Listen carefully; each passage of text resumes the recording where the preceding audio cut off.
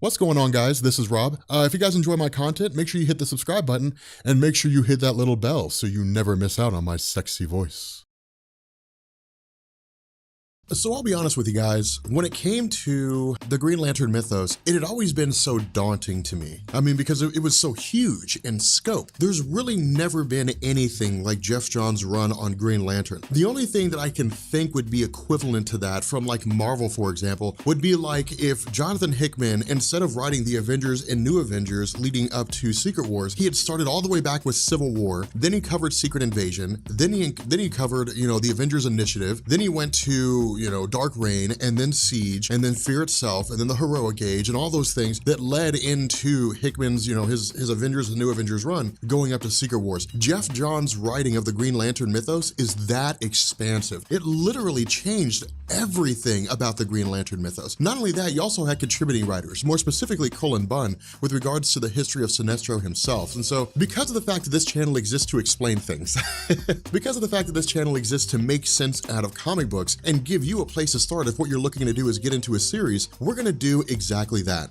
When it comes to the Green Lantern mythos in DC Comics, Hal Jordan and the Green Lantern Corps is really more designed for seasoned readers, for those fans who have been following the series the entire time. Green Lanterns is designed for those individuals who want to get into the mythos and quite literally learn about the Green Lantern mythos as Simon Baz and Jessica Cruz learn about it. But it doesn't mean that Hal Jordan and the Green Lantern Corps is designed to alienate new readers, not at all. In fact, there's really only a couple things, maybe 3 things that we need to know before we start getting into Hal Jordan and the Green Lantern Corps. The first of these is Sinestro. Now, in the New 52, DC launched a Sinestro-centric line of stories, and these were quite literally designed to just focus on Sinestro himself. Not only that, they also offered a little bit of retconning with regards to his history. Prior to, and really during the early days of Geoff Johns' run on the Green Lantern mythos, it was always just assumed that Sinestro was at one point a Green Lantern. He had become drunk with power. He had basically tried to force order on his home world, Karuger, and as a result, he was looked at by the Guardians of the Universe as having abused his power. He was exiled from the Corps,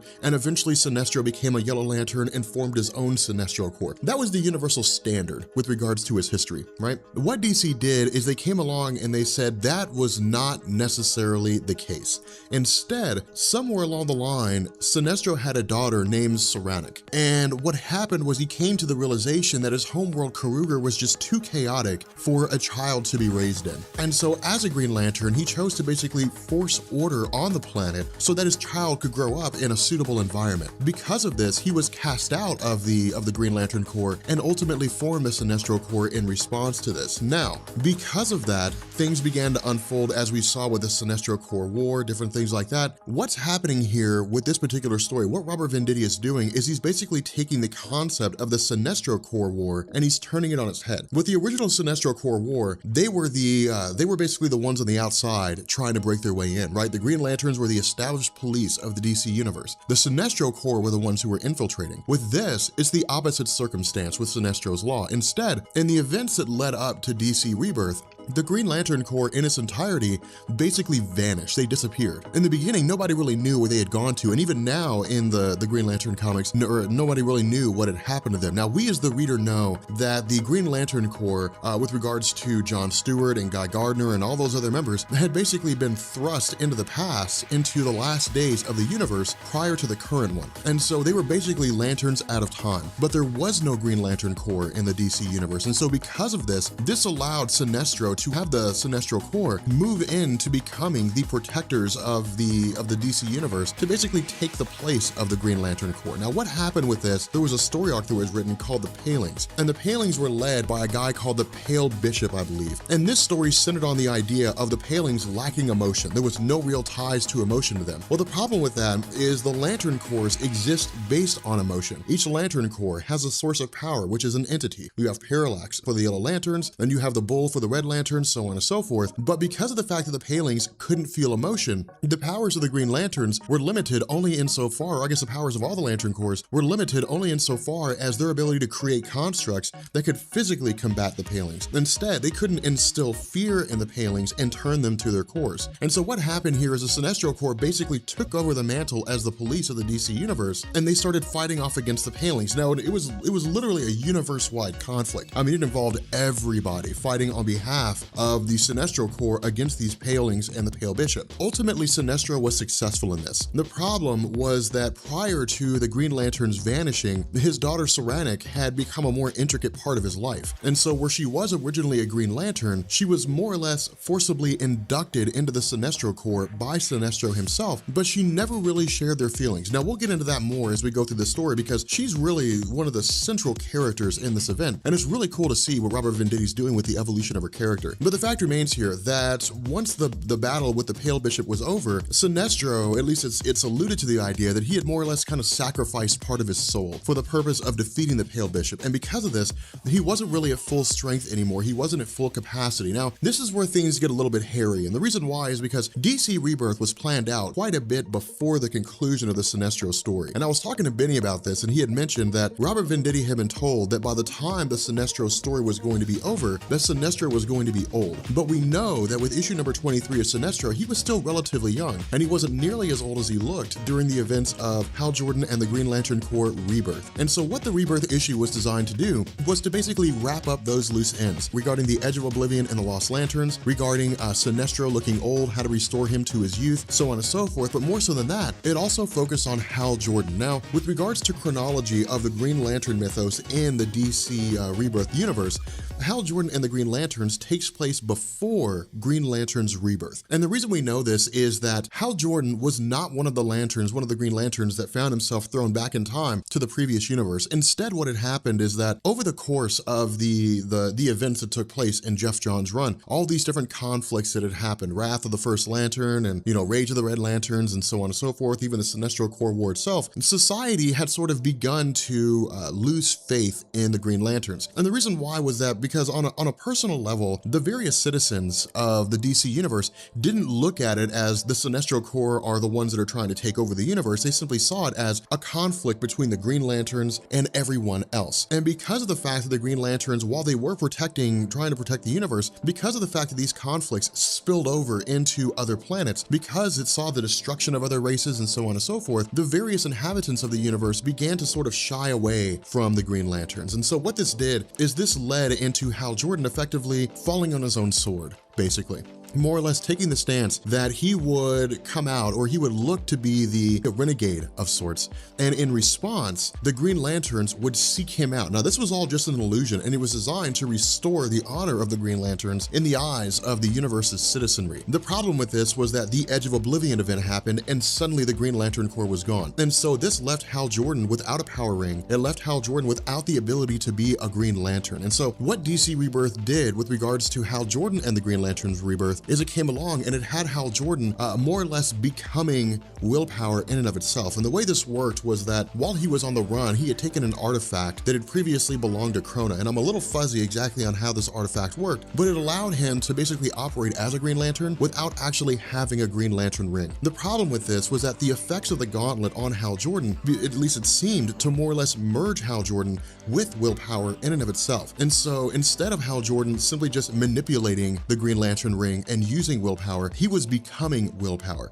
Now, this created a whole new set of events because it really heightened the power of what it was that Hal Jordan was capable of. The issue with this was that at the same time, it seemed as though Hal Jordan in his traditional sense, that is to say, as a normal human being, was beginning to fade away, beginning to go away. And so what happened here is that in the Hal Jordan and the Green Lantern Rebirth mythos, Hal Jordan had come to the conclusion that with the Green Lanterns gone, they have to return in some form or fashion. Not only that, he has to find out where they went to. And so what he did is he quite literally used the power of will, used this weird situation that he had with regards to these new abilities, and made a Green Lantern ring using willpower. Now, the reason why this is such a big deal is because traditionally and prior to this, it was believed that only the Guardians of the Universe could do that a sentient being couldn't just come along and create a Green Lantern ring. And the reason why was because if it was common knowledge, if everybody could create a Green Lantern ring or create any kind of a lantern ring, then anyone could make a lantern ring anywhere, and would just be this whole host of lanterns all over the place. It wouldn't mean that we'd have 9,000 different parts of the emotional spectrum, but what it does mean is you would have groups all over the place. You'd have Green Lantern group here and a Green Lantern group there and a Green Lantern group over there, and they would all operate, separate from one another. They'd have conflicting themes, and it would literally lead to a civil war between all of the Lantern Corps. And so because of this, the idea was to always keep that knowledge constrained, to always keep anybody from being able to use that knowledge.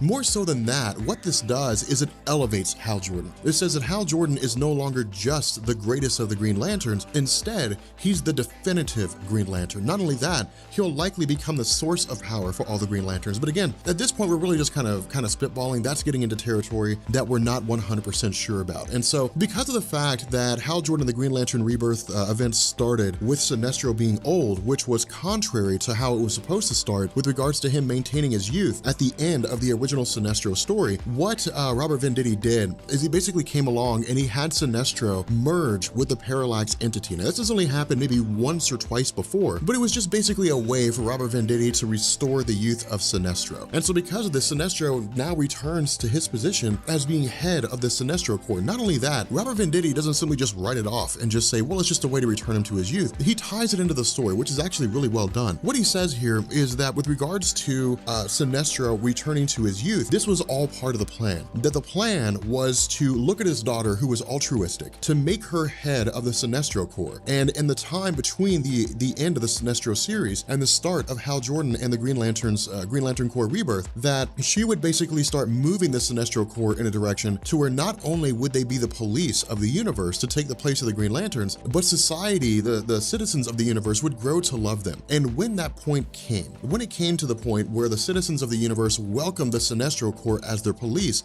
then Sinestro would make his move. He would reinstate himself as head of the Sinestro Corps, and then he would grab absolute power in the universe. And that's exactly what happened here. When he made himself young, the idea was to basically put himself in absolute control. And he even tells his daughter this. When she shows up and she says, what's going on here? Why are you young? He says, well, this was all part of the plan. Now, he's a little iffy about it. Right? I mean, he doesn't necessarily come out and say, haha, I tricked you. Instead, she's the one that actually figures it out first. And she says, so you were always going to be better. All you had to do was merge with the Parallax entity. You always knew you had to do that. Why wait now? And so then he says, well, the idea was to basically have you move the Sinestro Corps into being the police of the universe. People would welcome us, and then I'll take over control. Now, the reason why he does this is because the Sinestro Corps feeds on fear. That's basically how it powers itself. And so if they're in absolute control of the universe, if they're spread to every corner of the universe, he does exactly what makes sense. He tells his Sinestro Corps to go throughout the universe and spread fear everywhere.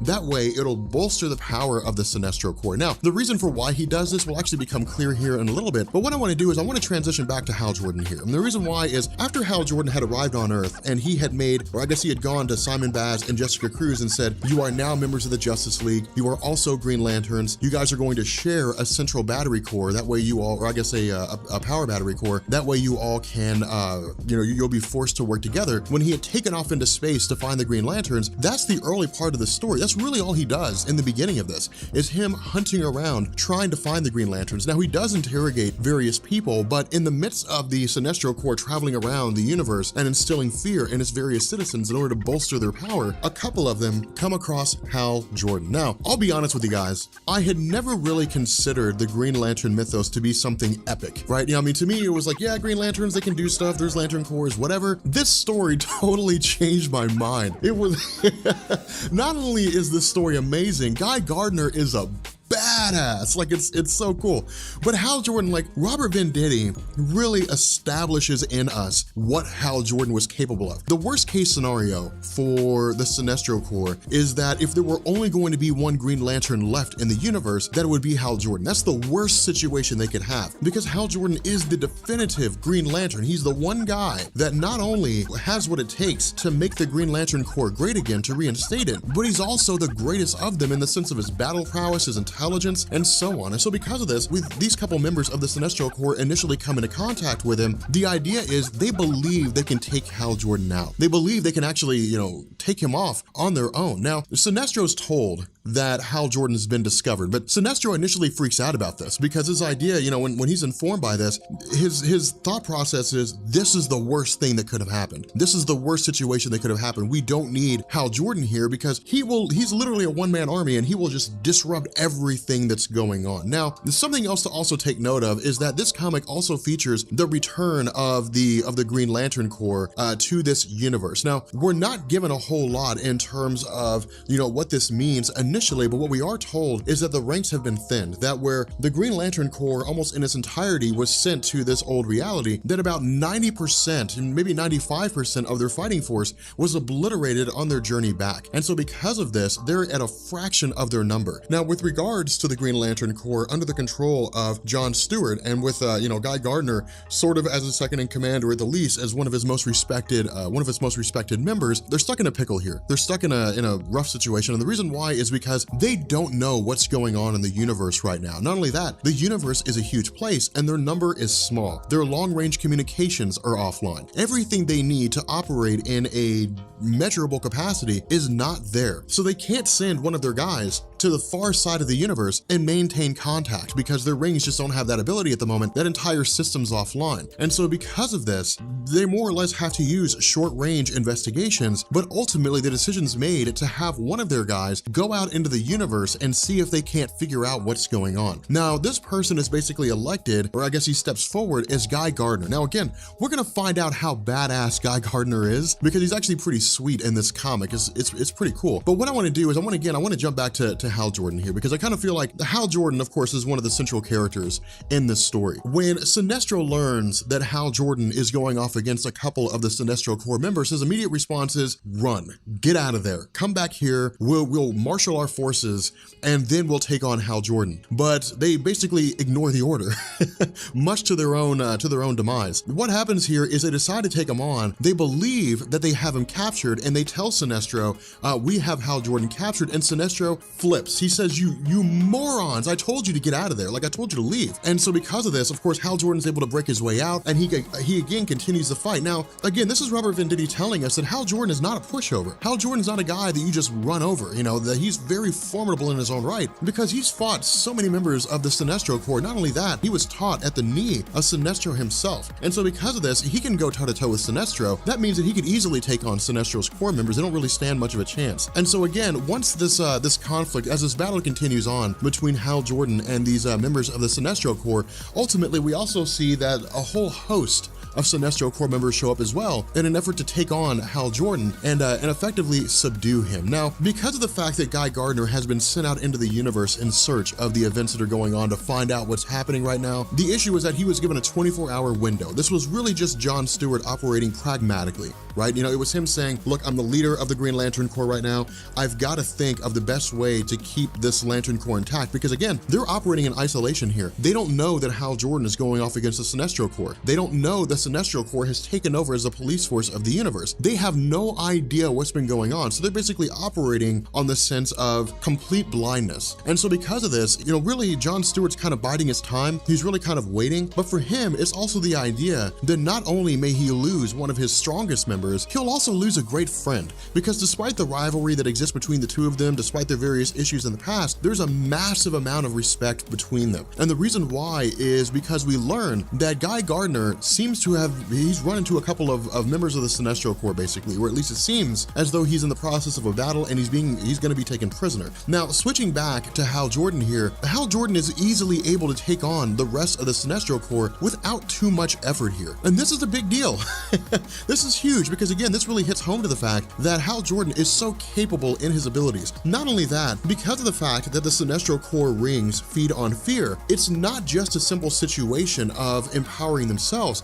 What Sinestro's done is he's created a fear engine. And what this fear engine does is it basically allows the Sinestro Corps members to capture various denizens from around the universe, take them back, hook them up to the machine, and then the machine feeds off their fear, which in turn powers all of the Sinestro Corps rings. And so it's basically an endless supply of energy for the Sinestro Corps that's not tied into Parallax. Now, what this does, or what this basically did, is it gave Robert Venditti a way out. If Parallax was going to be the source, or continue to be the source of the of the Yellow Lantern Corps, it would more or less be a situation whereby all it would take is for Parallax to be contained, defeated, isolated, something along those lines, but he would still live on. If it were a fear engine, it gives Robert Venditti a way to have the Green Lanterns defeat Sinestro by massively reducing the amount of power that he has. Now again, we'll get through this, or we'll talk more about this as we go through, but for the most part, a lot of this really focuses on Hal Jordan facing off against the Sinestro Corps, but it also focuses on the idea that because the fear engine is powering the Sinestro rings, that their power is being amplified to 115%, to 150%, to 200% of their normal power. But the kicker here is that Hal Jordan has an ace up his sleeve. At this point, he's transforming into pure willpower,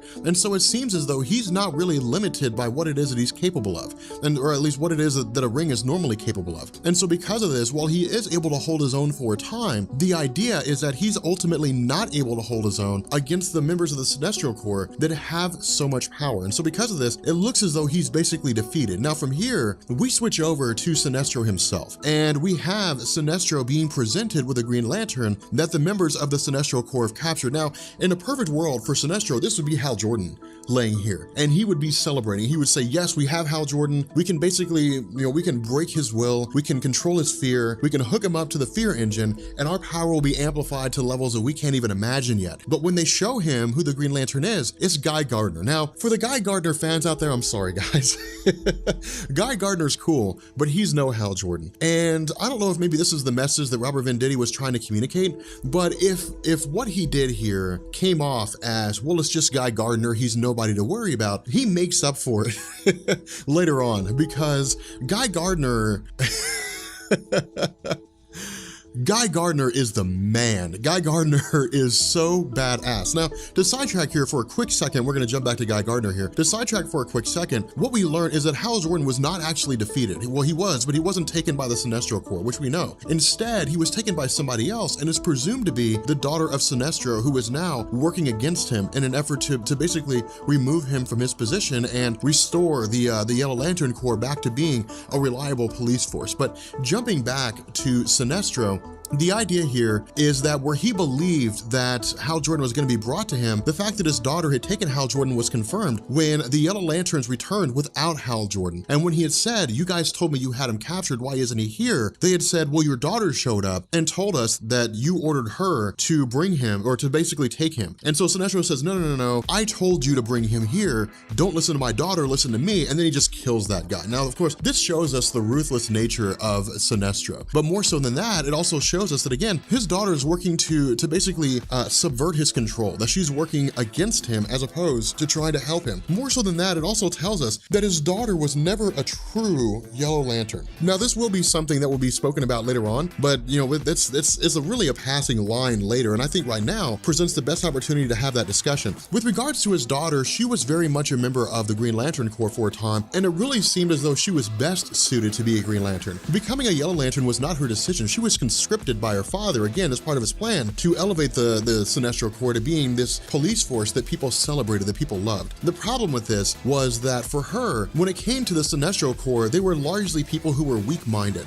They were largely people who relished in destruction and creating fear and terrifying other people, those individuals who just thrived on conflict. That wasn't who she was. And so because of this, while she was a Yellow Lantern, she was never part and parcel to it. And so what this does is it basically tells us that her being, working against Sinestro is showing her for who she truly is. She's a good person at heart, and she recognizes the fact that Sinestro, her father, despite the fact that he is her father, is no fit leader for the Sinestro Corps if the Sinestro Corps is going to operate to take the place of the Green Lanterns. And so what we do here is we jump back to Guy Gardner, and this is why I say Guy Gardner is such a badass. Like this is one of the most badass things that I've ever seen in the history of comics, and I've seen some pretty awesome stuff. So with Guy Gardner being taken by Sinestro, he was originally given this modicum of power with his ring in order to ensure life support when he was traveling across the cosmos. The problem is that once he's actually there on Warworld, once he's held within the confines of Sinestro's locale in their little torture room, he conjures a construct, but the power is not nearly enough to take on Sinestro. And so because of this, he drains what's left of his power ring, and he's basically just standing around naked here. But he also starts talking trash. Like like he's in a situation where it would very much cost him his life. He could probably die, and he's just talking smack. Like he's literally just like giving him hell. And so because of this, like when the question is asked, or when the situation, when Sinestro presents the situation and saying, we're going to break your willpower and we are going to force you to be, become part of the fear engine, and we're gonna force you to tell us where the rest of the Green Lantern Corps is, he's like, man, like, that's not gonna happen.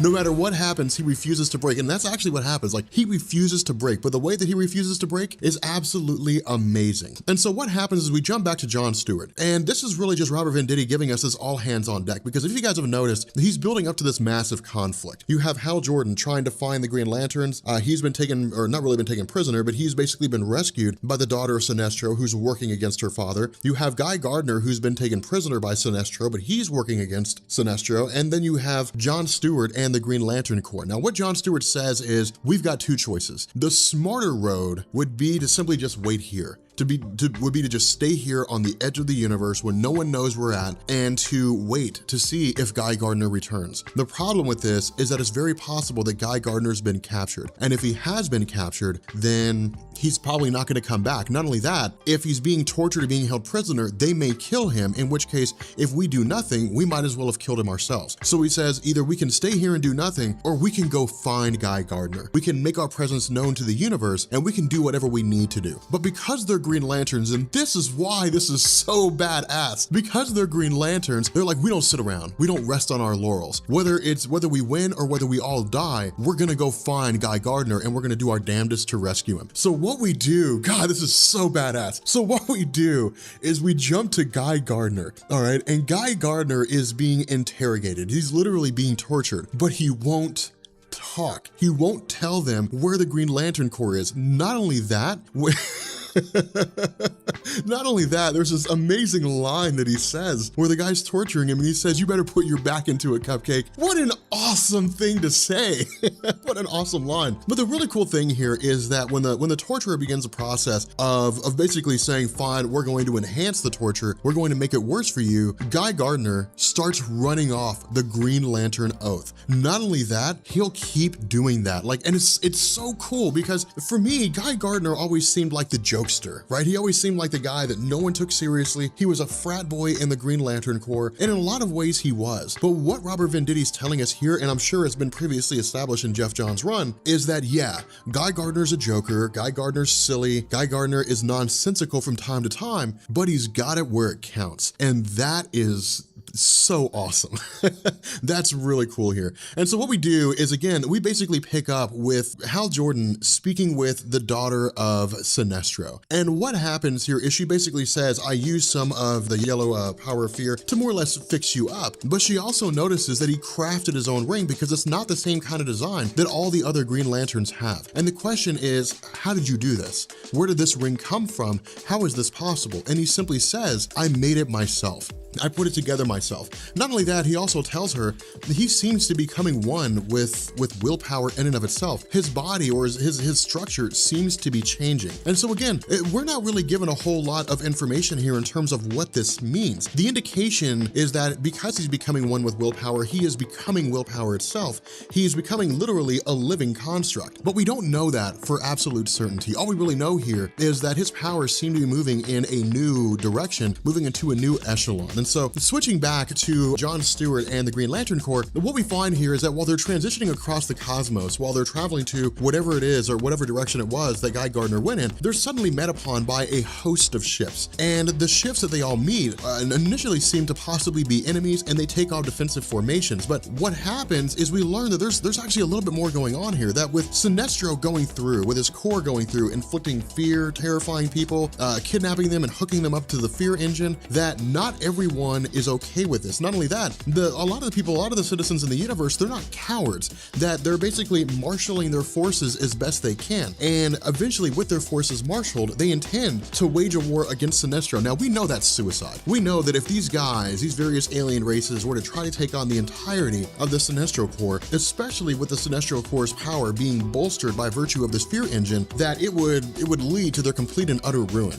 But when in meeting the Green Lanterns, they basically come to a reconciliation, these guys say, hey, look, the Sinestro Corps has gone crazy. They're taking over the universe. And Jon Stewart says, well, we're trying to find our Guy Gardner. Have you seen him? They say no, and they say, okay, fine, well, let's just rally our forces. We'll deal with the Sinestro Corps while we try to find Guy Gardner. And so one of the other interesting things here, this is something that I hope you guys like is, or I hope you guys notice, is that with the Green Lanterns, they haven't been forgotten. People still know who they are. While there are a lot of people in the new generation of alien races that were born relatively recently who hearken to the Sinestro Corps and say, yeah, they're our saviors, and they don't, their planet hasn't been attacked yet. They don't realize what the Sinestro Corps is doing. For the old guard, they remember back to the days when the Green Lanterns were the true protectors of the universe. And that while the Green Lanterns may have engaged in conflicts that laid waste to planets, and while the Green Lanterns may have in and of themselves, some members turned evil, the fact remains that the Green Lanterns were always a force for good. They were always there to protect the universe as best they could, even if there was collateral damage. And so this seems to be the old guard, or at the very least, those who remember the way things were before, that the Green Lanterns existed to protect people.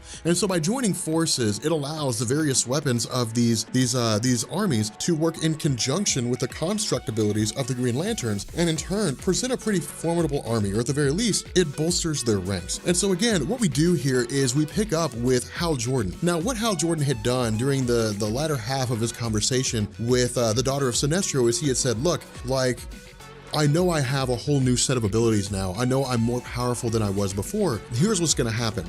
I am going to go to the home base of Sinestro, and I'm gonna defeat him. But when I get there, there's going to be a lot of damage because I'm going to destroy Warworld. So if you have anybody on that planet that you care about, anybody on that planet that you think will fight for our side, then you need to get them out of there. And in fact, that's what she says. She says, hey, look, not everybody who's part of the Sinestro Corps believes in the Sinestro Corps. You know, there are people who are part of the Sinestro Corps that are there because it's better to be on the devil's right hand than in his path, but it doesn't mean that they agree with what they're doing. And so what she says is if we give them a chance to stand up and fight against Sinestro, they will do that. They will literally fight from within. It'll create a civil war within the Sinestro Corps. And so Hal Jordan says, fine, go do that. Marshal those forces, and when I get there, we'll all take on Sinestro together. Now again, something to keep in mind is that Hal Jordan does not know about the rest of the Green Lantern Corps, and he doesn't know about Guy Gardner. So in his mind, he's going into this conflict with the power that he possesses using his newfound connection with willpower and whatever forces the daughter of Sinestro can marshal to their side. That's all he knows is really coming there. But this also gives us some perspective of how Jordan views himself with regards to his new power. If he's willing to go headlong into a battle against the Sinestro Corps, then it means one of two things. It means either he realizes how powerful he is, or he's batshit crazy. But we know that it means that he knows how powerful he is now. And so again, what happens, and this is something that's really funny here, is what happens is we transition back to Guy Gardner again, because Guy Gardner, Guy Gardner, I love you, man. So we transition back to Guy Gardner again, and with the chronicler slash, concubine of Sinestro showing up, basically saying, we need to speed up this torture of Guy Gardner. Guy Gardner hits on her. He says somebody needs to call the police because the way you look is killing me, which is hilarious to me. And so of course it's just Guy Gardner being silly, but it's also Guy Gardner setting a standard. This is Guy Gardner saying, like, you're not gonna get me to talk. I'm so sure you can't get me to talk that I'm gonna crack jokes and I'm gonna be silly. And so what this woman says, what Lysa says, is she's basically speaking with, the interrogator, and she says, look, an attack is coming. There's going to be an assault on Warworld. Hal Jordan is coming to fight us. This is the first time that Guy Gardner realizes that Hal Jordan is now back to being a Green Lantern again, that Hal Jordan is back, that Hal Jordan is launching a campaign to attack Sinestro. Now, this is very, very important. And the reason why is because this gives Guy Gardner renewed hope. And that's one of the most important things when it comes to the Green Lantern mythos. Yes, the Green Lanterns reside on will. The willpower, willpower is the source of their strength and their ability. But willpower is useless if you don't believe that things will get better, if you can't hope that things will get better. That's one of the reasons why the Blue Lanterns of Hope are such an intricate part of the Green Lantern mythos. Of course, I believe at this point the Blue Lanterns have all been wiped out, but the fact remains here that hope is a very powerful thing because it leads you to believe believe that things can get better. And this is exactly what happens with Guy Gardner. While Hal Jordan is launching his campaign, while he's taking on almost the entirety of the Sinestro Corps, what Sinestro himself is doing is marshaling his own abilities. And this is so sweet because I don't think I've ever seen anything like this before. Now, again, I'm not as well versed in the Green Lantern mythos as I imagine a lot of you all are, but I've never really seen anything like this before. Sinestro starts marshaling the power available to him, absorbing the power of the fear engine to the point that he boosts his ring to 1,000% power level. That is insane. And so what this seems to be doing, or at least what this seems to happen with regards to what Robert Venditti is telling us, is that Sinestro and Hal Jordan seem to be even. Not only that, I think it also gives us a perspective of what Hal Jordan's capable of, in the sense that, with Sinestro marshaling his power to the point that his ring is 1,000% above its normal capacity, its normal charge, a 100% charge, that with Hal Jordan going against him and still being able to hold his own, it tells us that whatever this power is, that with Hal Jordan becoming a living construct, that his power is equal to about 1,000% of a normal power ring. And so it's insane the kind of level, that the kind of energy that he possesses. Now, really the fault of Sinestro here is he sits down and he says, look, like Hal Jordan, you've constantly been a thorn in my side. Since I first met you, you've been nothing but a letdown. But in truth, this has never been the case. Hal Jordan has always been one of the best of the Green Lanterns. The reason why Sinestro says this is partly because I would imagine Sinestro can't admit to himself that Hal Jordan may very well be greater than he is. There's a huge debate that goes on in the Green Lantern fan base. Who's better, Sinestro or Hal Jordan? And I'm not even gonna touch that. In fact, post a comment. I wanna know who you guys think is better, Hal Jordan or Sinestro. If anybody's gonna get screamed at for that, it ain't gonna be me. That's good. You guys are gonna have to scream at each other. I'm not even gonna poke that bull. But the fact remains that this basically brings in the entire history of the two of them. And what I mean here is, ever since, again, Hal Jordan first became a Green Lantern, ever since he was chosen by the Ring of Abin Sur, and ever since he first crossed paths with Sinestro and was taught how to be a Green Lantern, there's always been this rivalry. The two of them have fought over the years, the two of them have been allies over the years. But the fact remains that there's always been this animosity between the two. And what Robert Venditti seems to be doing is basically giving us this creme de la creme of conflicts, this sort of end-all be-all grand poobah Hal Jordan versus Sinestro title fight 15 rounds battle. And the great thing about this is that it seems to be the height of their powers. I mean, like this shot right here of Hal Jordan and Sinestro chest out fighting each other is amazing because you have Sinestro at 1,000% normal power. You have Hal Jordan, who for all intents and purposes is becoming a living construct. These, at least at this moment right now, seem to be the two most powerful lanterns in existence. And so it seems to be this quintessential question of what happens when an unstoppable force meets an immovable object. And so what happens is we transition here back to Guy Gardner. This is why I say the power of hope is such a huge thing. Knowing that Hal Jordan is out there fighting, even if he's only fighting alone, knowing that Hal Jordan is out there and doing his best to protect the universe as best he can, allows not only Guy Gardner to marshal his own abilities, to marshal his own strength of character, but it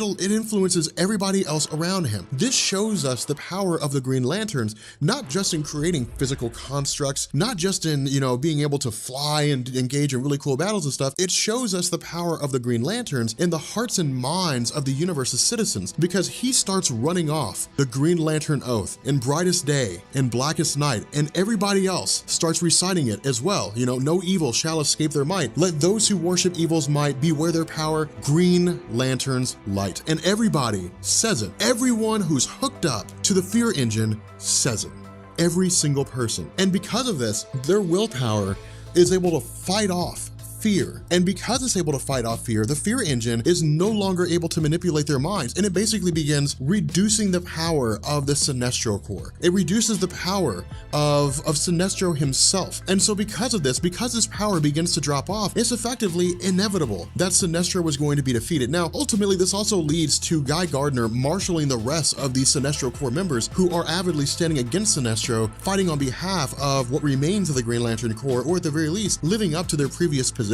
But because of the power that Hal Jordan possesses here, because of his capabilities and basically being a living construct, Sinestro doesn't realize what's going on. And initially Sinestro says, stop, you have to stop this, because at this point, Sinestro, I think, begins to realize what Hal Jordan is now, that Hal Jordan's not just a Green Lantern, guys. He's not just a guy running around with a power ring, that Hal Jordan is now becoming a living construct. His power dwarfs that of Sinestro. In addition, Sinestro's faced with his own mortality, and this comes to fruition when Hal Jordan lets off all the energy that he possesses, when he lets off all this power that he has, and in doing so, destroys Warworld and seems to kill Sinestro in the process. Now, I wouldn't swear that as being an absolute truth, but it seems as though he's killed Sinestro. And so, in a little bit of humor here, in a little bit of humor with this, Robert Venditti still has John Stewart and the Green Lantern Corps going headlong into the conflict, but it's already done.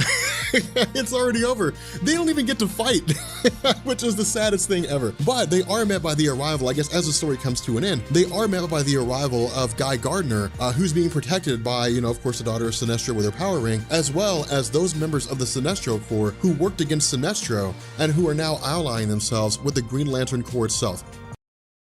Okay, so I held on as long as I could, but reading the new Green Lantern's story, basically Training Day is what it is. It's essentially like the whole training story with Simon Baz and Jessica Cruz. We have to start going over Hal Jordan and the Green Lanterns. Now, we already did Sinestro's Law, which is the opening story for Hal Jordan and the Green Lanterns. Robert Venditti, you are an amazing guy. Okay, check this out, guys. You're never gonna believe this story. So we're in Chicago for C2E2. Myself and Benny, comic historian, are hanging out with Robert Venditti. We were talking about something, I can't remember what it was. No, I was trying to convince him to tell me something that happens in Hal Jordan and the Green Lanterns, an event that seems like it's leading into Watchmen, and he wouldn't tell me what it was. And so he was like, aren't you the guy that got on Twitter and was like, hey everybody, like what's your favorite story from DC Rebirth and why is it Superman? And I was like, no man, I was just messing around. It was pretty fun. He's a really, really cool guy. He's really fun to hang out with. But anyway, so with regards to Hal Jordan and the Green Lanterns, what we saw in the first storyline was the de facto death of Hal Jordan. Now, Sinestro also seemed to have died too, but we don't really know what happened to him. And in fact, here we really focus on Hal Jordan. Now, the cool thing is that for those of you guys who are keeping up with my videos on Jeff Johns' Green Lantern run, a lot of the stuff that we're going over will start to become more and more familiar to you the more we cover Jeff Johns' run. So it's kind of cool here. For example, the daughter of Sinestro is the one running the Sinestro Corps now. So those are the kind of things that we start to get into, the kind of things that begin to make sense to you guys. So again, it's really kind of a self-fulfilling thing. Now, those of you guys who are watching my Jeff Johns Green Lantern videos, what we're going to do is we're going to throw this in to the Jeff Johns video, but we're constantly going to bump these back as we put in new information. So these will always be at the very end until we begin to, sort of fill out and so on and so forth. But the fact remains here, with the end of Hal Jordan and the Green Lanterns Sinestro's Law, we kind of saw something that we'd never really seen before. What we ended up getting was basically Hal Jordan's ring, which was made completely by him. Now, we'll talk about that here in a second, but of course, what we also do is we have,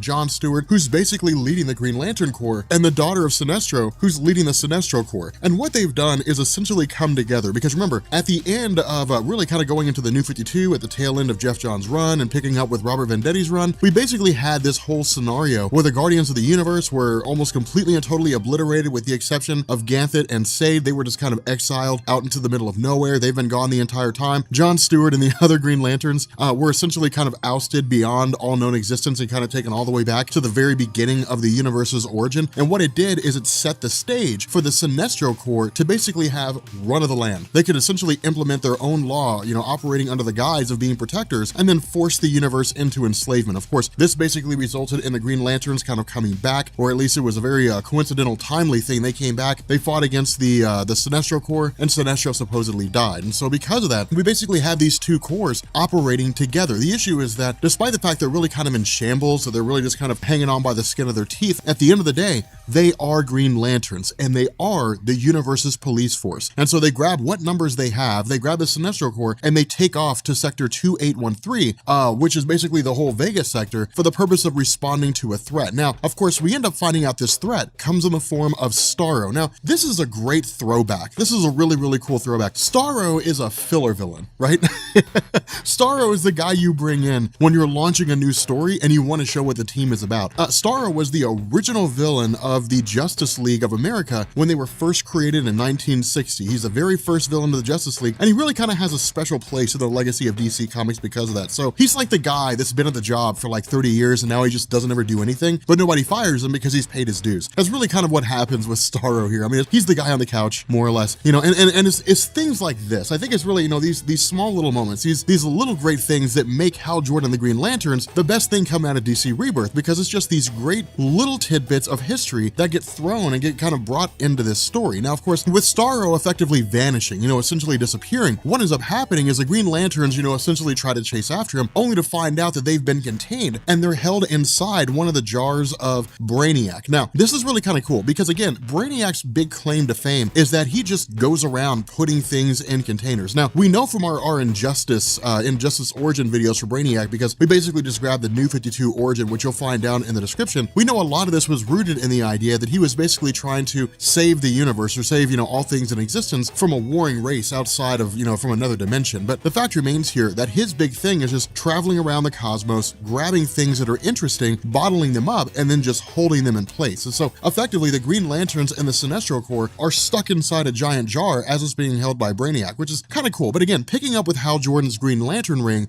we end up finding out that after he died, the ring eventually sought out Ganthet and Sade. Now, the reason why this matters is because of the fact that Green Lantern rings do not do this. Remember, Ganthet and Sade have just kind of been outside of everything. They really have no idea what's been going on for the most part. I mean, they have a general idea, they have a general understanding, but to their knowledge, they didn't know that Hal Jordan was dead. Not only that, they didn't know that Hal Jordan forged his own ring. Under normal circumstances, in the Green Lantern mythos, say for example, there's, you know, Sector 2814, which is the location of Earth in the DC universe, what usually ends up happening is a Green Lantern will die, and then it'll say, okay, Green Lantern of Sector 2814 is dead, searching out a new lantern, and it'll immediately just hunt down a brand new lantern. That person will be selected, they'll be told, you know, you have the power to overcome great fear. They will be selected to become a Green Lantern, and they'll be whisked off to what would normally be Oa, the base of operations for the Green Lanterns. Right now it's Mogo, the giant Green Lantern planet, but they'll be whisked off in order to go through the training process and be brought into, you know, to being a Green Lantern. The difference here is that this ring is explicitly looking for Hal Jordan, and that has never happened before. It's one of the coolest things to take place in the whole Green Lantern landscape. And so what we're going to do here is, for the most part, the whole events with, you know, the early conflict with the Green Lanterns is really just kind of them facing off against, you know, Starro and the little mini stars that he's used to basically take over the minds of different people. That's not wildly important. I mean, it's there and it's something to be read, but what Robert Venditti is really doing here is emphasizing Hal Jordan. It's really kind of like the Green Lanterns are a secondary plot to what's going on with Hal. With regards to his ring searching explicitly for him, what we end up doing is we actually pick up with him in the afterlife. Now, he gets these little glimpses and different things like that, and it's kind of cool to see this because it's kind of Venditti taking his own stance on what happens when a person dies, and it's been depicted different ways over the course of DC Comics publication history, but here it's almost like an afterlife explicitly for the Green Lanterns, and that's not unheard of. I mean, the Speed Force is the afterlife for the Flashes, for speedsters in the DC universe. In Marvel Comics, people from Asgard who die honorably, they go to Valhalla. Again, like, there's a lot of different things that go on with regards to how it is that death is depicted in comic books, and it's always kind of cool to see, you know, an individual's own depiction on the realm of death. But in his journey, Hal Jordan basically comes across Abin Sur. Now, this again is a really great moment of history here, because that's what this is designed to be. Hal Jordan and the Green Lanterns is designed to pay so much homage to all the work that was done, both by Venditti himself and by Jeff Johns. And so the idea is to basically give us a lot of these great little hallmark moments. Now, of course, essentially with what appears to be the defeat of Starro, you know, the various little mini Starros kind of fall off the faces of the people who have been captured and so on and so forth. And again, we're just kind of touching back on that little bit of a conflict here and there so you guys can sort of understand what's going on. But the fact remains, speaking directly with Abin Sur, what seems to be happening is Abin Sur is effectively easing Hal Jordan's passing. Now, this is really kind of cool, and it seems like something that you would expect, right? I mean, I don't really think about death very often, you know, but I have thought about scenarios of what would happen when the time comes where I pass on, and I always thought it would be kind of a cool idea if you encounter someone who kind of takes you on this journey, who takes you on this path that helps to ease the transition between your living and the fact that you're in the afterlife now.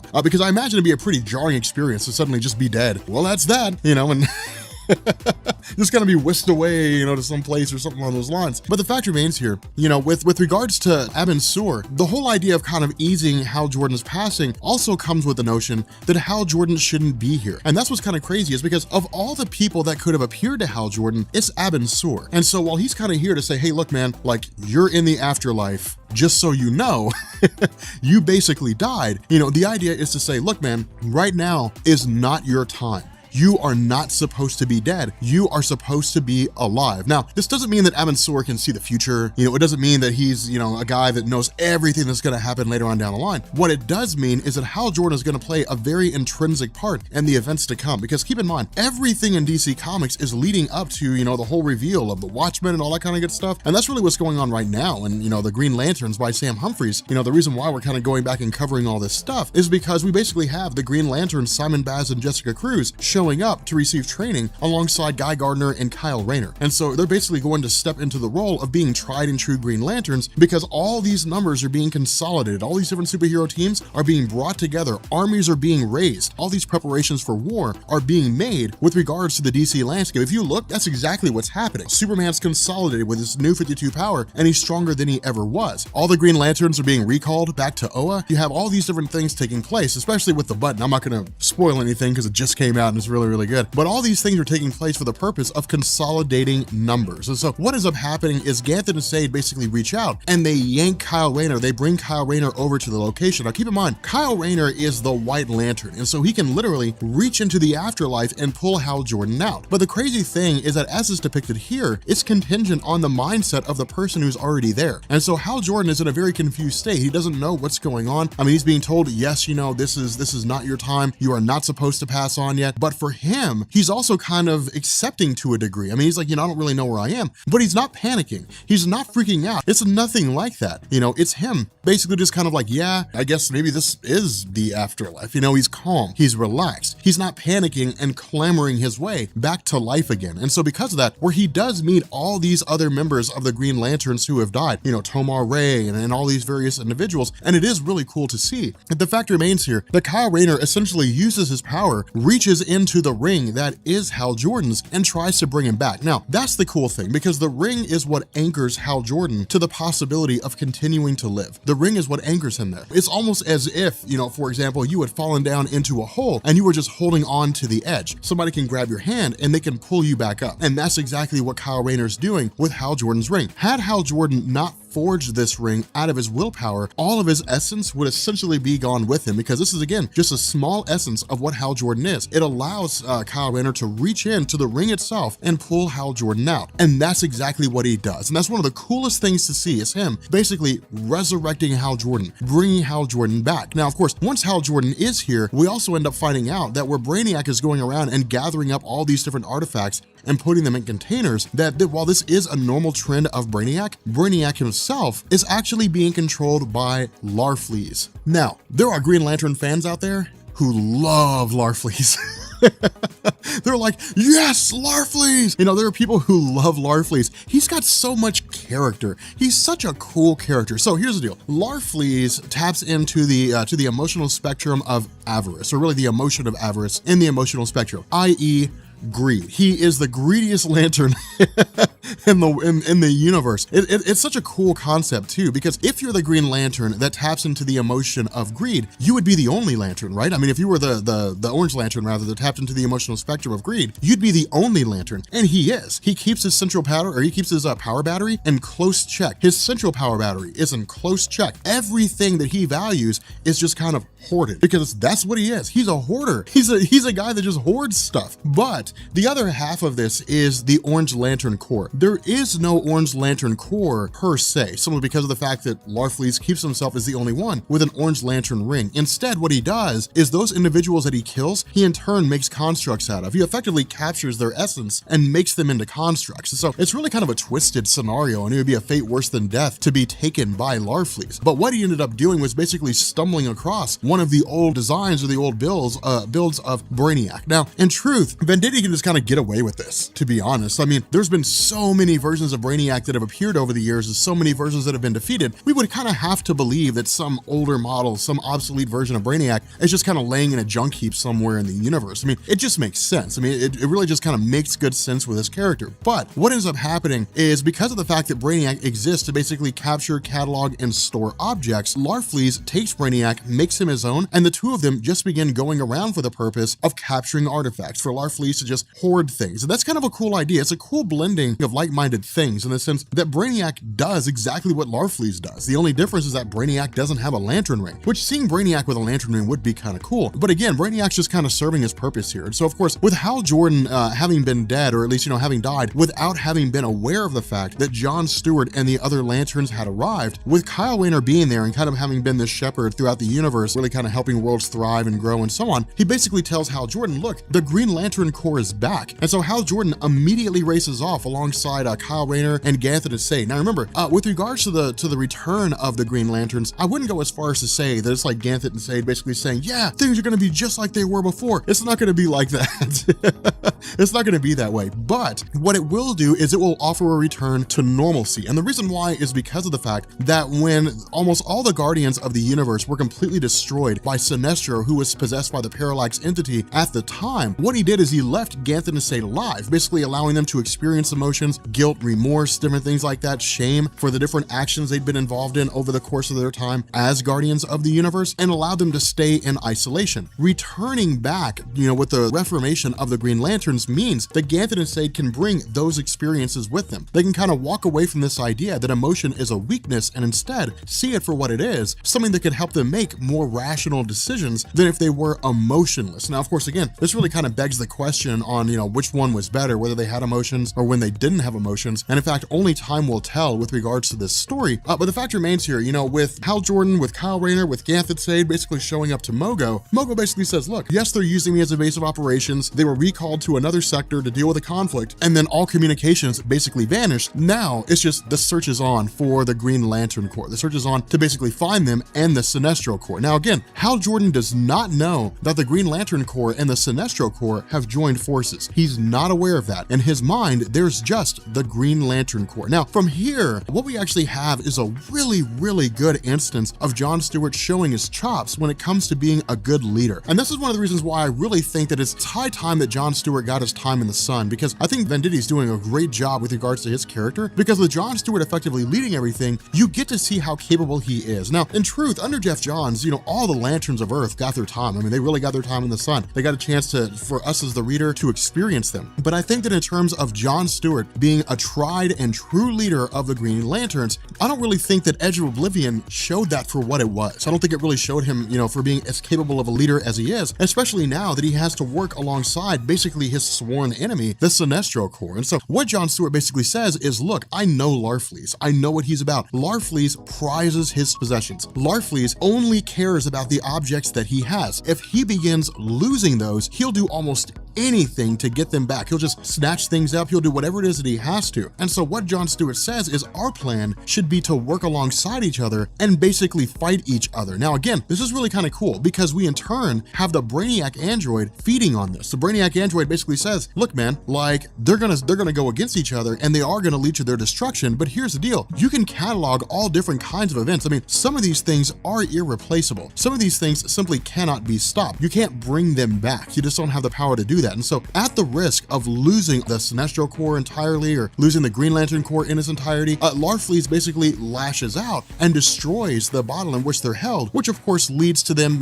leads to the Sinestro Corps and the Green Lantern Corps fighting against the constructs of Larfleeze. Now, with Hal Jordan stepping in, Hal Jordan arriving, Kyle Rayner arriving, for a lot of fans, this was a return to the familiarity they've been looking for so long. I mean, we would get this great full page splash of John Stewart and Kyle Rayner and Hal Jordan and Guy Gardner, the 4 top Green Lanterns of Earth. And a lot of fans really kind of looked at this and said, this is the Green Lanterns. These are the Green Lanterns that I know, the Green Lanterns I grew up with, the Green Lanterns that I love. And Venditti did not do this by accident. This was not an accidental thing. These 4, for the most part, are the Green Lanterns. They, alongside all the other respective fans of these Green Lanterns, will say they are the top Lanterns. Now, a crowd is growing for Jessica Cruz, and a crowd is growing for Simon Bass, and this is most certainly being helped by Sam Humphrey's amazing writing in the Green Lantern stories. But in terms of the Lanterns as we know them, those are the ones that they think of. Those are the ones that they believe to be the top Lanterns. Now, of course, this also leads directly into the Green Lantern Corps and the Sinestro Corps merging into a singular corps. Again,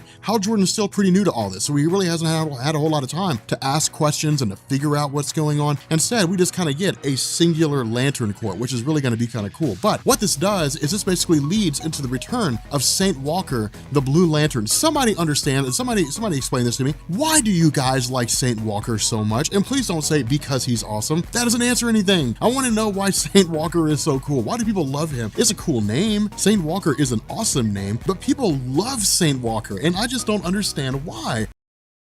Okay, so getting into Hal Jordan and the Green Lantern Corps, The Quest for Hope. The funny thing about this is that I accidentally deleted this recording. Like, I had this already done and everything, and then I accidentally deleted it. And I was like, no, because I tried all my recovery software in order to get it back, and I couldn't find it. And I was like, oh my God, so I've got to go back and re-record it. But the cool thing is that this is kind of par for the course. Like, I usually record audios a couple of times to make sure that I get all the points across, you know, that I want to make. But for those of you guys who are new to the Green Lantern landscape, the way that DC Rebirth has done Green Lantern is in two different ways. We have Green Lantern's Rebirth, which is basically the new fan's guide to Green Lanterns. You literally learn about the Green Lantern mythos as Simon Baz and Jessica Cruz learn about it. Then there's Hal Jordan and the Green Lantern Corps, and that's more for established fans. All it really did when when Hal Jordan and the Green Lantern Corps Rebirth kicked off is it continued a lot of the stories that it just kind of had dangling plot threads at the end of Jeff Johns' run going into Robert Venditti's run, and so that was a goal to basically wrap those things up. And so what happened is Robert Venditti began the process of writing his own stories, of basically saying, here's everything that I'm creating for the very first time. And it's really, really cool because it comes together almost seamlessly. You could just follow the entire story because, again, Green Lantern, as it stands right now, is this massive 10 years long worth of just events. It's just this massive cosmology. But the idea here is that this initially picks up with a guy named Space Cabbie. Now, the funny thing about this is that Space Cabbie is not new. Space Cabbie's been around for a long time, but this fits directly in line with the nature of DC Rebirth, which is to say that we're basically talking about this point where DC is grabbing characters that had been around for a very long time, whether they were obscure, whether they were really popular, and basically either updating them or keeping them the same if they were that familiar. For example, Wally West, the classic Flash, came back and he's basically the same. When it comes to a character like Space Cabbie, he's about as obscure as it gets. This guy first popped up back in 1954 with Mystery in Space number 21, I think it was. I want to say he was an Otto Bender creation, but I'm not going to swear to that. But the idea was that Space Cabbie is exactly what he sounds like. He's a guy that ferries people across the universe. Now, DC kind of delves into these things periodically, and it's really just designed to kind of bolster the cosmic landscape of DC Comics. That was the original purpose of Space Cabbie, and that's the purpose he serves now. For the most part, whenever it comes to the cosmos, Green Lantern is about as extensive as it gets. We don't really see a whole lot of other stories out there that deal with like the cosmic landscape of DC. They're not like Marvel. Marvel, you'll read Guardians of the Galaxy, you'll read Captain Marvel, depending on who's writing it. You can read Thanos. You'll get this huge, well-rounded space, exploration. And in fact, the spacefaring escapades of the various characters that exist out there are usually done just as much as the Earth-based events. So you're just as likely to see a story of Captain America fighting the Red Skull as you are to see Thanos trying, fighting against Galactus and like overpowering him, which he did, and it was an amazing story.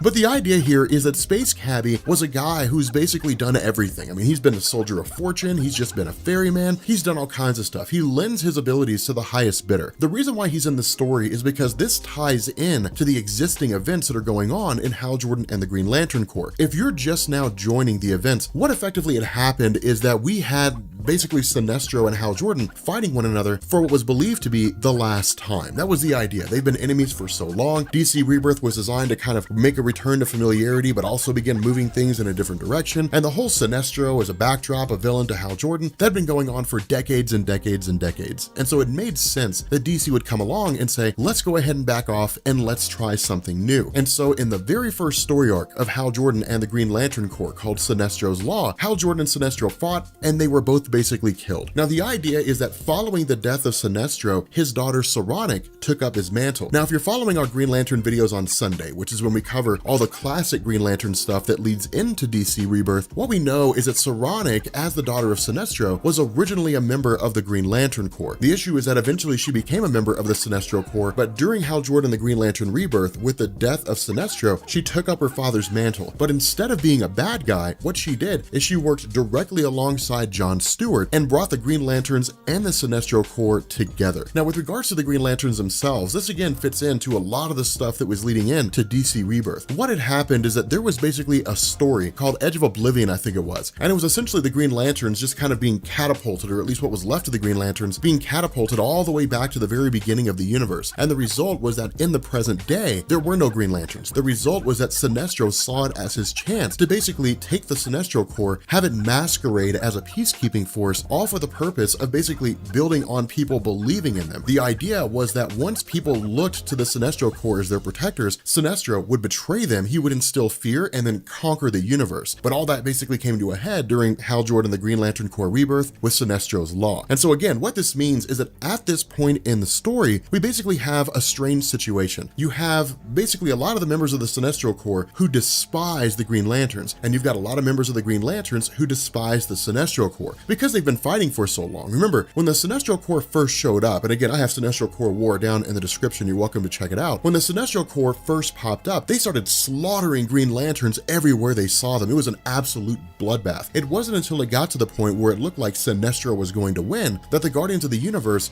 adjusted the laws of the rings, allowing Green Lanterns to kill members of the Sinestro Corps. That turned the tide, and the Green Lanterns ended up winning the war, or at least they basically defeated the Sinestro Corps. But the idea is that following the defeat of Sinestro and all this kind of stuff that's going on right now, what this basically means is that the Green Lanterns and the Sinestro Corps have a very tenuous relationship, to say the least. But in that first story arc, with the death of Hal Jordan, what we found out was that Kyle Rayner as the White Lantern had essentially resurrected him. Now remember, as the White Lantern, Kyle Rayner has mastery over all the rings. He can do anything. I mean, he's basically God in DC's universe. And that's something that I want you to keep in mind for a second, because once we get to the end of this video, it's really going to showcase just how powerful Dr. Manhattan is. But the idea here is that with Hal Jordan having died, because he was kind of a rallying point for the Green Lanterns, what this meant was that the Guardians of the Universe needed him, or at least what was left of the Guardians, Ganthet and Sade, they needed him alive. And so getting with Kyle Rayner, having him reach into the afterlife and bring Hal Jordan back, while Hal Jordan was there among the dead, he had spoke with his predecessor, Abin Sur, the guy who had given Hal Jordan his very first ring. And Abin Sur's statement was pretty cryptic, to say the least, but he had simply just said, "Go find hope." Now, the initial indication here was that it meant go find the Blue Lanterns. And so what ends up happening is Hal Jordan alongside Kyle Rayner basically race off to a place called the Misery Mound. Now, the Misery Mound is basically just kind of a mountain, occupied by all these creatures and so on that exists for the purpose of just stripping people of their desire for hope. And that's the necessity, that's the nature of the Misery Mound. When it comes to the Blue Lanterns, of course, I imagine a lot of this might be new to people who are stumbling across this, but when it comes to the Blue Lanterns, they are a Lantern Corps predicated on hope. And they're probably the most powerful, just because hope is the only thing that people can have that will allow them to do anything else. With people like Atrocitus, for example. Atrocitus, as the head of the Red Lantern Corps, feels nothing but rage, but his rage is predicated on the hope that he can succeed in destroying all the other Lantern Corps in existence. So again, everything boils down to hope, and that's the reason why it is the Blue Lanterns are so powerful. But when the Lantern Corps were created by Jeff Johns back when he was doing his massive run, every Lantern Corps had to have a caveat, which is to say they had to have a weakness. And so the idea is that with the Blue Lanterns, they function at their absolute peak when they're accompanied by a Green Lantern. And that's why this is important, is because Saint Walker, as the last remaining Blue Lantern, is powerful in his own right, but his power is bolstered and complemented by the Green Lanterns. And so with the arrival of Hal Jordan alongside Kyle Rayner, what this does is it basically begins the process of beefing up the abilities of the Blue Lantern Corps, beefing up the abilities of Saint Walker. The problem with this is that when it comes to Blue Lanterns, and the reason why this Misery Mound is really happening is because Blue Lanterns have to constantly feel hope. That brings us into the idea of the Blue Lanterns basically falling, of being eradicated. There was a story that was written, and I cannot remember what it was called for the life of me, but it dealt with a villain named Relic. And Relic was a guy who had come from a previous universe where the emotional spectrum had basically run rampant and then eventually just kind of went away. And the result was that all life in the universe, if I remember correctly, had basically gone. The result of this is that he had shown up in the main DC universe for the purpose of exterminating all the Lantern Corps, keeping their power from running awry, and then forcing the same result of his universe. The first Lantern Corps that he targeted were the Blue Lanterns. Now, the Blue Lanterns were the easiest to target because despite how powerful they were, if at any point a Blue Lantern does not feel hope, their ring will take off. Their ring will leave them hanging, and they'll just be as powerless as anybody else. Woe betide them if their ring leaves them while they're in the depths of space and they can't breathe. So because of that, during this whole skirmish where the Blue Lanterns were basically just falling left and right, Saint Walker was the last guy left. Ultimately, Saint Walker lost connection with his Blue Lantern ring, and the Blue Lanterns were were no more. Now, eventually he regained it, and what that did is it went into DC Rebirth. The problem was that when DC Rebirth first kicked off, we didn't know what Saint Walker was doing. We had no idea where he was or what was going on. There was no information on his character. What this reveals is that he's basically been off fighting the Misery Mound, and the Misery Mound serves the purpose of trying to relinquish people of their hope, of trying to exterminate all hope in their entirety. Now, again, because this is pretty new in relation to DC Rebirth, which is to say we're about a year and a half, 2 years out from DC Rebirth in terms of the lead up, the main event itself, all that kind of good stuff, a lot of folks are still jumping into Hal Jordan and the Green Lantern Corps for the very first time. And so because of this, we're basically picking up into the idea of people learning about all this for the first time. And that's why this Misery Mound is here, to basically give people who are reading for the first time an understanding of what the Blue Lanterns are about. Now, the idea here is that with Hal Jordan and with Kyle Rayner basically being subdued by the Misery Mound, it shows us what it does. And again, the Misery Mound exists for the purpose of just taking people's hope away. But it's not like an energy thing, right? Like, it's not like it attaches these tendrils and says, now I'm stripping you of your hope. Instead, it's very much similar to like the Black Mercy plants, for example. You attach a Black Mercy plant to a person and they just see their perfect dreams forever and ever and ever, and they're basically just held prisoner until they die. With regards to this, a person is basically forced to see the one thing that they love the most, the one thing they would love to see happen. And then that beautiful future is transformed into a nightmare. In the case of Hal Jordan, he has a family, he has children, he has Carol Ferris at his side. And then suddenly that shifts into a nightmare where he goes back to being a villain and just everybody around him dies. When it comes to Kyle Rayner, he's basically the White Lantern. He's effectively DC's Space Jesus. Because of that, he sees himself as a savior of all life, as a representation of all life, being a protector in the most definitive statement. The problem with this is his nightmare is falling down and becoming parallax, becoming a villain. Now remember, with these characters, they've experienced this kind of thing before. Kyle Rayner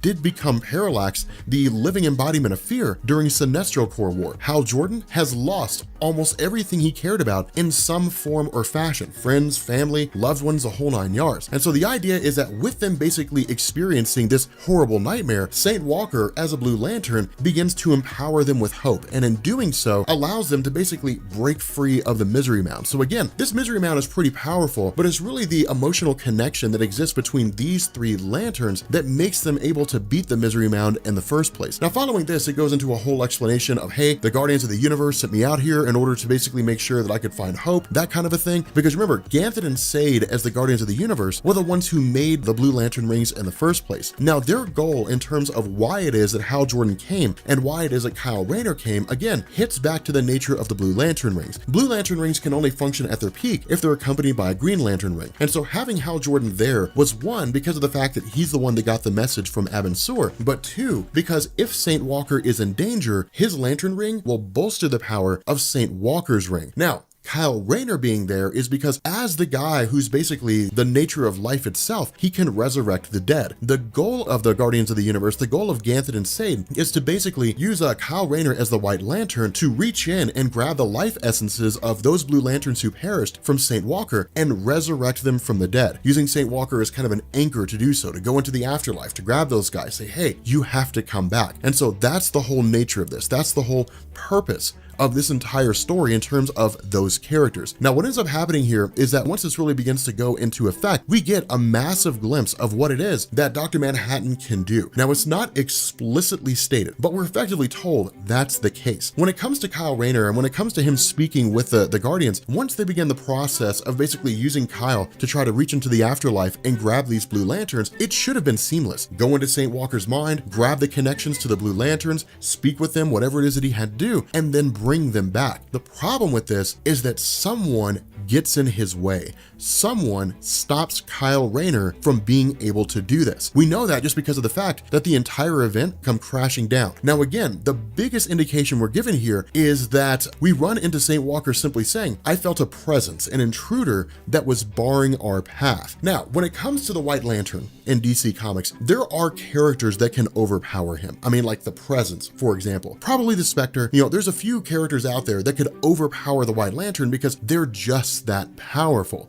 We have no reason to believe that the Presence, the Spectre, the Phantom Stranger, hell, even Imperiex from the 1990s, we have no reason to believe that any of those characters have a reason to bar the path of White Lantern Kyle Rayner resurrecting the Blue Lanterns, resurrecting hope. The idea here is that Dr. Manhattan is the one that's keeping that from happening. And it all fits into the very notion of the Blue Lanterns themselves. The Blue Lanterns embody hope. The Blue Lanterns are insanely powerful. The other half of this is that this sees the destruction of the White Lantern ring. Kyle Rayner is no longer the White Lantern, and there are no White Lanterns anymore. That's the important thing about this. That's the biggest takeaway from this. And the reason why is because, let's say, for example, that Justice League versus Watchmen unfolds, and we've got Dr. Manhattan fighting the Justice League. There's been times, really, I think it was during Blackest Night or Brightest Day, there was a point where the entire Justice League became White Lanterns. They were all as powerful as Kyle Rayner. The biggest issue this represents is that if Dr. Manhattan shows up and Dr. Manhattan had to fight all these White Lanterns, it would be epic and it would be cool, but most people would look at that and say, sure, he could probably defeat Kyle Rayner, but no way he could defeat like 8 White Lanterns. That's ridiculous. And so why even go down that route? Why not just wipe out the White Lanterns in their entirety? That way you don't have to worry about this. The other half is that the White Lantern story arc of Kyle Rayner had basically reached his end. Kyle Rayner becoming the White Lantern was kind of this crescendo of his whole story, going all the way back to the mid-1990s with Emerald Twilight, Hal Jordan becoming a bad guy, destroying all the Green Lanterns, Ganthet showing up to Kyle Rayner and saying, you are the last of the Lanterns, here's a ring, use it wisely. All that led to Kyle Rayner becoming a White Lantern to this moment when he goes back to being who he was before. Because with the White Lantern ring being an amalgamation of all these other Lantern rings, what ends up happening is they all basically disperse. The White Lantern ring shatters, the other emotions form into their own rings, they disperse across the universe, and they start looking for new hosts. The only exception to that is the Green Lantern ring, which rebonds itself to Kyle Rayner, setting him back to who he was before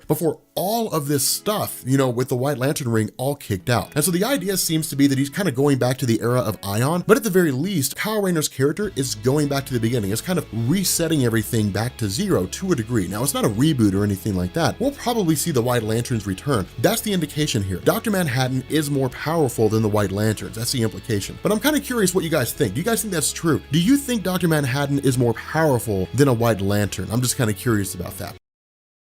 Okay, so getting into DC Rebirth, one of the funny things is I've been seeing comments recently of people asking me to do more DC videos. We literally alternate every other day. It's like Marvel, DC, like Monday, Wednesday, and Friday are the Marvel days, Sunday, Tuesday, and Thursday are the DC days, and then Saturday is when we do like Omega Beyond Omega Level Mutants. So I don't really know what those guys are talking about. But with regards to Hal Jordan and the Green Lantern Corps, remember this story deals more with like the Green Lantern Corps in space. And it's kind of interesting. I didn't even think about it until earlier today, but in DC Comics, you've always had like the Green Lantern Corps and then the Green Lantern books, or at least you did for a while. The Green Lantern Corps dealt with the Green Lantern characters outside of like Earth's Green Lanterns, basically. And then you had the Green Lantern stories, which dealt with Earth's Green Lanterns. So it was always kind of interesting. It was like the Superman Action Comics, line of stories. But the idea here is that this basically gives us one set of events that essentially leads into another. And what this does is it basically creates what I like to call the Sinestro Corps Civil War, because that's basically what it is. Now, initially, this seems pretty straightforward, right? In the sense that there's basically some guy who works at a giant bank. It's like one of these big cosmic banks that exist. The biggest one in the universe is where a lot of like universal companies and things like that store their money. The bank's effectively robbed, at least a campaign is being launched to rob this bank. And the reason for that is because there's basically just a guy who works there and he's like, whatever, let's rob this place. I mean, there's no reason why we can't. This, of course, leads into the Green Lantern Corps. Now, of course, the Green Lantern Corps at this moment in time serves as a police force of sorts. But remember, the Green Lanterns and the Sinestro Corps are basically merged into a singular group, which is kind of interesting because when the Sinestro Corps first popped up, they were the mortal enemies of the Green Lanterns. The idea, though, was that the Sinestro Corps was led by Thal Sinestro, and the result is that once he was believed to have been killed in the first story arc of DC Rebirth, the leadership of the Sinestro Corps fell to his daughter, a former Green Lantern who joined the Yellow Lanterns. Now, of course, we're going back on Sundays and going through and explaining all that that Green Lantern mythos. And so if you're curious as to why that happens, all that comes out on Sundays. We're actually at Blackest Night at the moment, where it's like the rise of the Black Lantern Corps and all the dead superheroes are coming back to life. But the arrival of the Sinestro and Green Lantern Corps, again, they're really just more of a peacekeeping force. They basically grab these guys, they whisk them away, they're taken back to Mogo, the planet of the Green Lantern Corps, and they're basically made to stand trial. And that's really about it. The issue with this is that we end up finding out a member of the Green Lantern Corps is basically getting sick. Now, this Green Lantern is a guy by the name of Tomar 2, and he's actually the son of Tomar Ray. The reason why I bring this up, and the reason why I'm kind of taking a second to talk about this, is because Tomar 2 and Tomar Ray have a pretty long-standing history in the Green Lantern landscape, really more Tomar Ray than his son Tomar 2. But the idea is that Tomar Ray was one of the original Green Lanterns, that is to say, one of the individuals who fought alongside Hal Jordan before he went crazy, was possessed by Parallax, and killed all the Green Lanterns. The result is that when Tomar 2 was given the ring of his father, there was some animosity when Hal Jordan returned during the events of the original Green Lantern Rebirth. But as time progressed, Tomar 2 began to develop a kind of respect for Hal Jordan, and then eventually it became a mutual thing where Tomar 2 came to the realization that Hal Jordan had basically turned over a new leaf. He's proved himself time and time again in the Green Lantern stories to be one of the most important and best aspects of their team. Really this guy who in a lot of ways embodies what it means to be a Green Lantern. The reason why this is important actually becomes clear because it's the focal point of this story and the reason why everything ends up happening. And so what we do is we pick up with the aftermath of the last story that I believe we covered, the one called Prism of Time. It was basically the idea that Kyle Rayner's son had come from the future and then basically was able to possess pure willpower. The result is that he used his abilities to effectively destroy all the members of the Green Lanterns. These seem to be enemies of them. The result is that it ended up with Kyle Rayner facing off against his son, and ultimately his son was killed. This is important because Kyle Rayner hid this fact from Saronic not to. Of course, Saronic being the daughter of Thal Sinestro. Now, of course, Saronic is basically trying to escape her father's legacy, right? Like Thal Sinestro was a Green Lantern who abused his power. He fell to the dark side, so to speak, formed the Sinestro Corps, and was an enemy of the Green Lanterns ever since. She's been trying to escape that. Now, over the course of Jeff Johns' run, and again, we'll get through this kind of stuff, she basically found herself in a relationship with Kyle Rayner. The issue with this is that when the son of Kyle Rayner arrived in the present day, Kyle Rayner realized it was his son, but he didn't realize it until after his son was dead. And so because of this, when he realized that it was basically the child of himself and Saronic, he actually hid that information from her. The other half of this is he's basically trying to convince her to join the Green Lanterns under the idea that he looks to the future and says, okay, our son basically became a villain. And maybe it's because of the fact that Saronic fell back to the Sinestro Corps. Maybe it's because of any number of things, you know, any situation that could lead to their child becoming a bad guy. And so what he ended up looking to do was basically move her towards the aspect of being a Green Lantern without her really knowing what his true motivations were. So again, there's a couple plots going on with that kind of a thing. Now, in terms of the Green Lanterns realizing the fact that one of their members had killed a member of the Sinestro Corps, this comes by way of one of the Raiders. But where the Green Lanterns say, we're going to lock you up, we're going to throw you in jail, you're going to stand trial for your crimes, his answer is, no, you're not, you're going to let me go because I have video evidence to prove that one of your Green Lanterns killed a Yellow Lantern. Now, in normal circumstances, it wouldn't matter. But remember, with Saronic leading the Sinestro Corps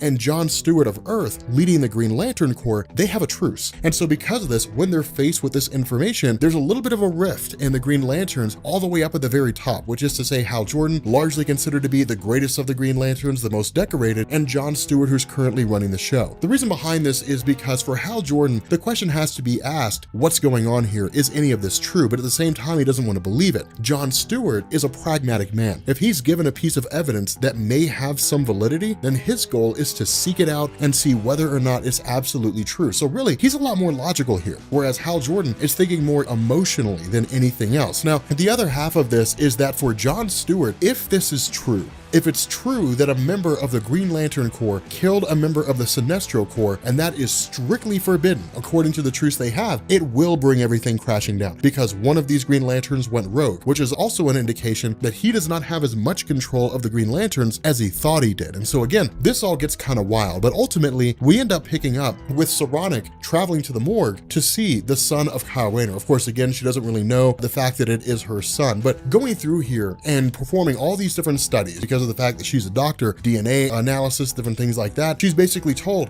this being has two sides to its DNA. One side is human, the father being Kyle Rayner. The other side is Kerugian, I guess is how you pronounce it, the child of Saronic Natu. Now, of course, this sends her immediately over the edge, because what she's basically being told here is she has fought alongside in a conflict that resulted in her own son being killed. This is massive. Not only that, when Hal Jordan travels to see Tomar 2, he basically ends up discovering at the same time that Jon Stewart does that Tomar 2 was the one who killed this member of the Sinestro Corps. Now, of course, Jon Stewart finds out by virtue of the fact that Guy Gardner, another one of the Green Lanterns, and Arkillo, a member of the Sinestro Corps, both of whom are working together, had basically gone on this mission to essentially grab this bot that was basically observing the entire thing, and they had looked at the video footage and came to the realization that Tomar 2 had committed this crime. For Hal Jordan, he's coming across circumstantial evidence, and that's why these things are totally different. Jon Stewart's got video proof. Hal Jordan just comes across Tomar 2, who's using his willpower to keep this Sinestro ring confined. Now, this is also kind of an interesting situation because it's not something DC really talks about so much, which is to say, what happens when a Green Lantern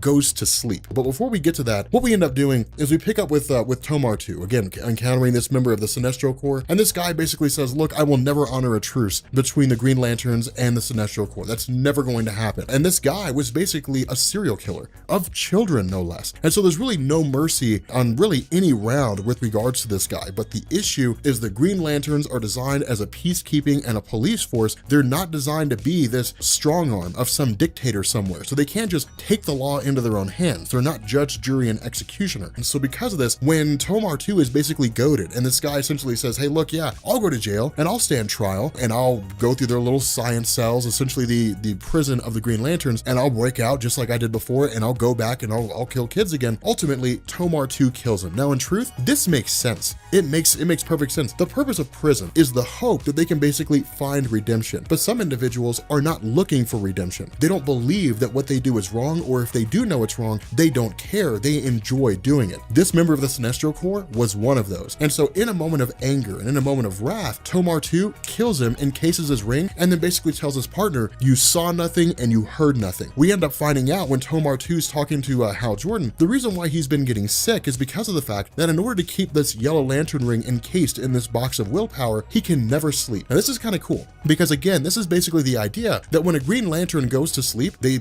presumably take off the rings, any number of things, and the result is that they are effectively powerless. In this instance, this guy has been using his willpower day and night, 24 hours a day, non-stop, never sleeping, and has pushed his body to the point of physical exhaustion. The problem with this is that again, in the face of this circumstantial evidence, Hal Jordan doesn't want to believe it's true. And that makes sense because he's basically being told one of your oldest friends and one of the best members of the Green Lantern Corps killed a member of the Sinestro Corps in cold blood. This member of the Sinestro Corps said, fine, I will go to your science cells. That is a damning piece of evidence because it's basically this guy saying, I give up. It's really the idea, really the goal of Jon Stewart to sweep it under the rug and to keep it all very hush hush. Now this is huge with regards to Jon Stewart because he's always been a man who had this like moral viewpoint, right? Where he says, okay, there's right, there's wrong. Sure, there's circumstantial evidence, but in the end, we have to abide by the law and the truth. What he's basically doing here is he's trying to play both sides. He's trying to essentially say, okay, look, this member of the Green Lantern Corps committed a crime against the Sinestro Corps. Normally, we would basically have him executed or we would basically kick him out. But if anybody finds out that he killed a member of the Sinestro Corps, everything we built is being destroyed. It's going to come crashing down. And so it's his idea to basically take this guy, throw him in a science cell. He'll never be seen or heard from again. And no one will find out what it was that he did. Make it go away. Now, of course, transitioning back over to the whole scenario with Saronic Natu and with Kyle Rayner, she's basically just pissed. She is mad as hell because in her mind, Kyle Rayner denied her something that she should have had the right to know. Kyle Rayner basically knew that this guy who died was their kid. She was part of this whole situation and never once was she told. This is a huge betrayal of trust on the highest levels. Kyle Rayner had basically said, come back to the Green Lanterns. I want you here. I need you in my life, all the while hiding something of such a high degree. Now, if he had gone to her almost immediately after he found out and said, okay, hey, look, here's everything that I know, maybe Saronic would be understanding, maybe she wouldn't. The issue is that Kyle did not afford her that opportunity. She had to find out the hard way. She had to be blindsided by this fact. And so in her anger anger and in her wrath, she completely falls back down to the role of her father Sinestro. Now this is crazy, and it's actually pretty interesting that this happens because Saronic again had spent so much time trying to assure people she was not like her father. She spent so much time trying to fight that aspect of herself and prove to herself above all others that she was not Thal Sinestro. All it took was the betrayal from a close friend to make that happen. And that's really the center point of all this. Killing Joke example, all it ever takes is one bad day. For Thal Sinestro, it was trying to impose order on a planet, fallen prey to government corruption, to corporate corruption, to people who just stuck their head in the sands hoping the world's problems would go away. It was him trying to restore order to all that and being banished from the Green Lantern Corps for abusing his power. For Saronic, it's her experiencing the trust of someone that she loved, of someone that she trusted more than almost any other. And so it's a very, very big deal because as soon as this happens, and of course when it comes to, John Stewart making his discussion, not revealing the fact that a member of the Green Lantern Corps had killed a member of the Sinestro Corps, ultimately word gets around. And when it does, all hell breaks loose. The Sinestro Corps come bolting for this guy, and they immediately, they're out for blood. They want this guy gone. They want him dead. Of course, this leads directly to Hal Jordan, to John Stewart, basically drawing lines in the sand and saying, okay, here's where things stand. Guy Gardner shows up with the body of Kyle Rayner, says somebody imprinted a Sinestro Corps symbol on his chest, not knowing that it's Saronic, and it's them basically saying, hey, look, everybody needs to calm down, everybody needs to relax, only for Saronic to show up and say, I'm the one who branded Kyle Rayner. In her anger here, she's speaking out of fear. She's speaking out of the fact that she's emotionally crushed. That's really what this is. And in her mind, experiencing such a huge betrayal from Kyle Rayner extends out into everything else, being heartbroken and saying, well, this alliance was never gonna work. This alliance was never gonna happen. It's somebody just getting frustrated and just tearing the house apart out of anger. She's essentially saying, we were all duped. We were all tricked. We were told that things would be great. We were told that things would be amazing. We were brought here to Mogo. They allowed us to build a central power battery, the source of our power. They allowed us to build it here so that we could all be even, but the truth is that we never were. And we know that because a member of the Sinestro Corps kills a member of the Green Lantern Corps. Well, man, justice needs to be served. Something needs to be done. But a member of the Green Lantern Corps kills a member of the Sinestro Corps. Well, let's not be too hasty in our rush to judgment. And so because of that, what she's seeing is a contradiction on behalf of the Green Lanterns. Now, heavy is the crown. That's the price John Stewart is paying because he's literally trying to hold all this together and none of it's working. And so what he basically does is he says, look, here's how things are going to be. Those of you guys who are faithful, those of you guys who want to remain on the side of good, who believe that good can come out of this alliance, stand on this side of the line. People who don't agree, go join Saronic. Half the Sinestro Corps goes to her side, half the Sinestro Corps stays on the Green Lantern side, and it just erupts into this massive battle. It's essentially just Green Lantern versus Sinestro Corps member versus Sinestro Corps member. It's literally a Sinestro Corps civil war. The problem is that it does not last very long. And the reason why is because what ended up happening is that in the middle of all this, John Stewart effectively put this sort of caveat in the central power battery of the Sinestro Corps in the sense that if he basically executes this command, codenamed Katma, what it essentially does is it shuts down the Sinestro Corps rings. It overrides them and keeps them from attacking Green Lanterns. This does not help his case. What this does, if anything, is it actually instills a more entrenched belief among the members of the Sinestro Corps that John Stewart and the Green Lanterns never trusted him. But for John Stewart, he's also got a legitimate argument here. Again, when the Sinestro Corps War first picked off, the Sinestro Corps took no prisoners. They came across a Green Lantern, that Green Lantern was dead. Every single time. There were no prisoners taken, no quarter given. And so from John Stewart's perspective, it's a legitimate gripe to take. But what ends up happening is Saronic grabs the faithful Sinestro Corps members, takes off into space and says, look, we'll find our own way. We will form a new base of operations. We will find a place that we can call our own and we'll call it a day. That'll basically be it. Now, the reason why this is also a really big moment too, is because where John Stewart and everybody's like, okay, look, everything's kind of quelled. We have the faithful here on our side. We don't know when they'll come back, but it'll be somewhere else later on down the line. For right now, the conflict is done. What we end up doing is picking up on the planet Cord in the antimatter universe. And what we end up finding out is that Thal Sinestro is not dead. He's very much alive. He's actually just been resurrected. And so all we have to do is just wait until his body physically returns back to his normal state. And when it does, the question becomes, what happens to the Sinestro Corps after that? So while this technically takes place before the events of Dark Knight's Metal in terms of chronology, I consider it to be a tie-in. And the reason why is because this deals with the whole idea of nth metal in terms of what it's capable, what it can do, and why it's so powerful in the realm of DC Comics. Remember, when it came to Dark Knight's Metal, that basically amplified or really sort of expanded on the nature of nth metal. Prior to Dark Knight's Metal, nth metal was just this material that existed out there, but there wasn't really anything special about it. It had magical properties, and that was really about it. What Dark Knight's Metal does is it basically says that nth metal is permeated throughout the entirety of the DC multiverse, but it all originates from the dark multiverse. And so it's cool because what this also does is it sees the return of one of the most powerful villains that existed out there in the realm of DC Comics. Now, initially, we basically just pick up with these beings that look very similar to Celestials from Marvel Comics in terms of their physical form. In the middle of all this, while the Green Lanterns are sort of wrestling with the fallout of the whole fractured story arc, which basically saw the alliance between the Green Lanterns and the Sinestro Corps coming to an end. Some members of the Sinestro Corps staying with the Green Lanterns, but a good portion of them basically leaving and taking off into space. What this means is the Green Lanterns' numbers are basically down to almost zero again. Keep in mind that when most of the Green Lanterns were kind of shunted off to the beginning of all things, to the beginning of time more or less in the universe, what it did is it allowed the Sinestro Corps to sort of rise to prominence as a police force. But where Thal Sinestro himself was eventually defeated and believed to have been killed, the result is that his daughter Saronic took over the Sinestro Corps as a former Green Lantern. Now, where her father was very villainous in terms of how he ran the whole Sinestro Corps, she ran it as more of a superhero kind of team. And forming an alliance with the Green Lanterns, when that ended, it was all predicated on the idea that the child of Kyle Rayner, the Green Lantern, and Saronic Natu came from the future. That child was killed, and then Kyle Rayner didn't tell Saronic what happened. And the result is that she lost all trust in the Green Lanterns, sort of became a villain, declared herself the new Sinestro, and took off into space. We covered that with the whole fractured storyline. But the long and short of this is that the Green Lantern's numbers are still very, very thin. And so it's really left to John Stewart as the leader of the Green Lantern Corps to try to hold it all together. And so he's really doing double duty in a lot of different ways. On one side, he's going through and he's trying to make sure that what's left of the Green Lanterns still maintain themselves as a cohesive team, which by and large they're doing for the most part. The other half of this is that the universe still needs to be protected. There's still villains out there. There's still things that the Green Lanterns have to do, and they're trying to maintain that role. But in the midst of this huge,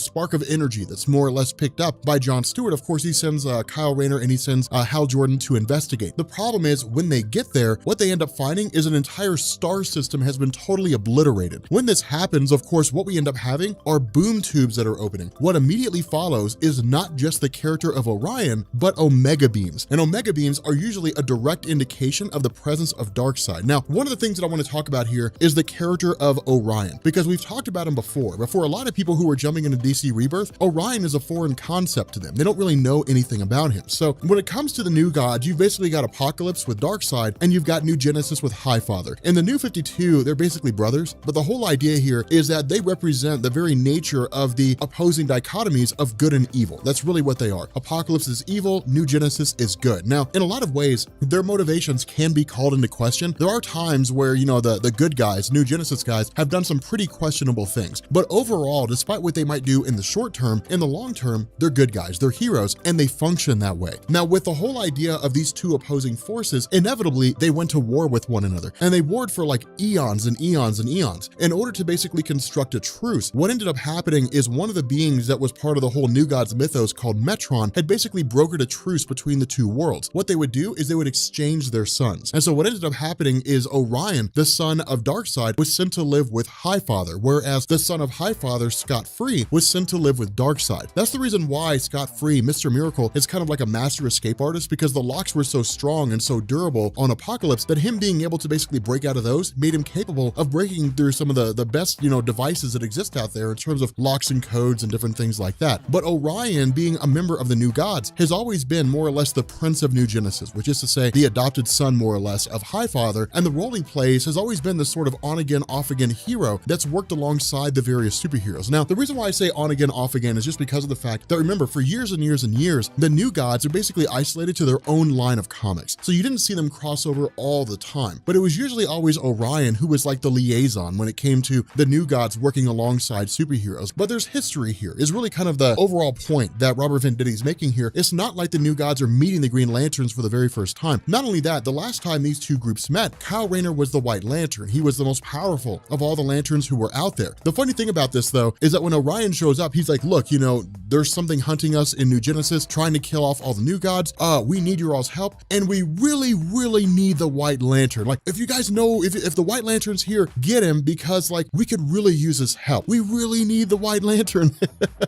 And it's funny because Kyle Rayner used to be the White Lantern and he's not anymore. So it's kind of interesting. And of course, this basically falls on the shoulders of just the Green Lanterns to cope with on their own. But keep in mind, when it comes to the new gods, they are in a lot of ways almost immutable and indestructible. I mean, they can be killed, but it takes beings of immense power in order to pull it off. And so when the new gods show up and they're like, we basically need help, it means times are that dire, because under normal circumstances, Green Lanterns should not be able to take on and defeat beings that are capable of overpowering new gods. The problem is that things are just that bad. Now, of course, with these Omega beams basically hitting Orion, these Omega beams function in the exact same capacity that we're used to. Once they're sicked on a target, they find that target and they keep chasing after them until they hit them, or until that target goes to a place that the Omega beams can't follow. On the surface, this looks like Darkseid. It looks like Darkseid has somehow reappeared. Darkseid's back and waging a war against the new gods. The problem with this is that once they basically get, Orion onto a stretcher, when they get him back, what ends up happening is his heart is more or less shut down. When his heart is restarted, when he's brought back, he immediately panics because he's like, all hope is lost here. This planet is going to be obliterated because the Omega beams are going to continue following him until they're dead. And again, the reason for this is because Orion is basically being chased by a giant machine of sorts, basically one of these celestials that sent these Omega beams after him, and that once it believed that he was dead, when his heart stopped, it backed off. But when he was brought back, it immediately started chasing after him again. So this thing appears to have been designed for the purpose of just tracking down and killing new gods everywhere it can find them. But notice this thing is wildly powerful. I mean, it's huge, it's monstrous in size, it's very much like a celestial from Marvel Comics, and it's really intriguing. Where the Green Lanterns face off against it as best they can, evacuating people out where they can, what we end up having is the head of the medical staff that was able to save Orion has effectively created a fake heart of sorts. It's really this idea that this heart can be used to basically continue circulating blood throughout the body of Orion while his physical heart is stopped. And so what ends up happening here is once they pull this off, once Kyle Rayner creates this construct and is basically able to use it to artificially continue pumping blood throughout the body of Orion, because his physical heart is believed to have stopped, this thing immediately backs off and it moves on to its next target. So again, constantly going after all these different new gods, tracking these guys down, taking these guys out. This is a pretty overwhelming force. Now, following this, once we get him back to the Green Lantern base of operations, that's when the information begins to come in. Remember, when it comes to Robert Venditti's, writing style, at least from what I've been able to see, a lot of it's kind of an introductory thing. Things going crazy, things going nuts, and then we start to get into the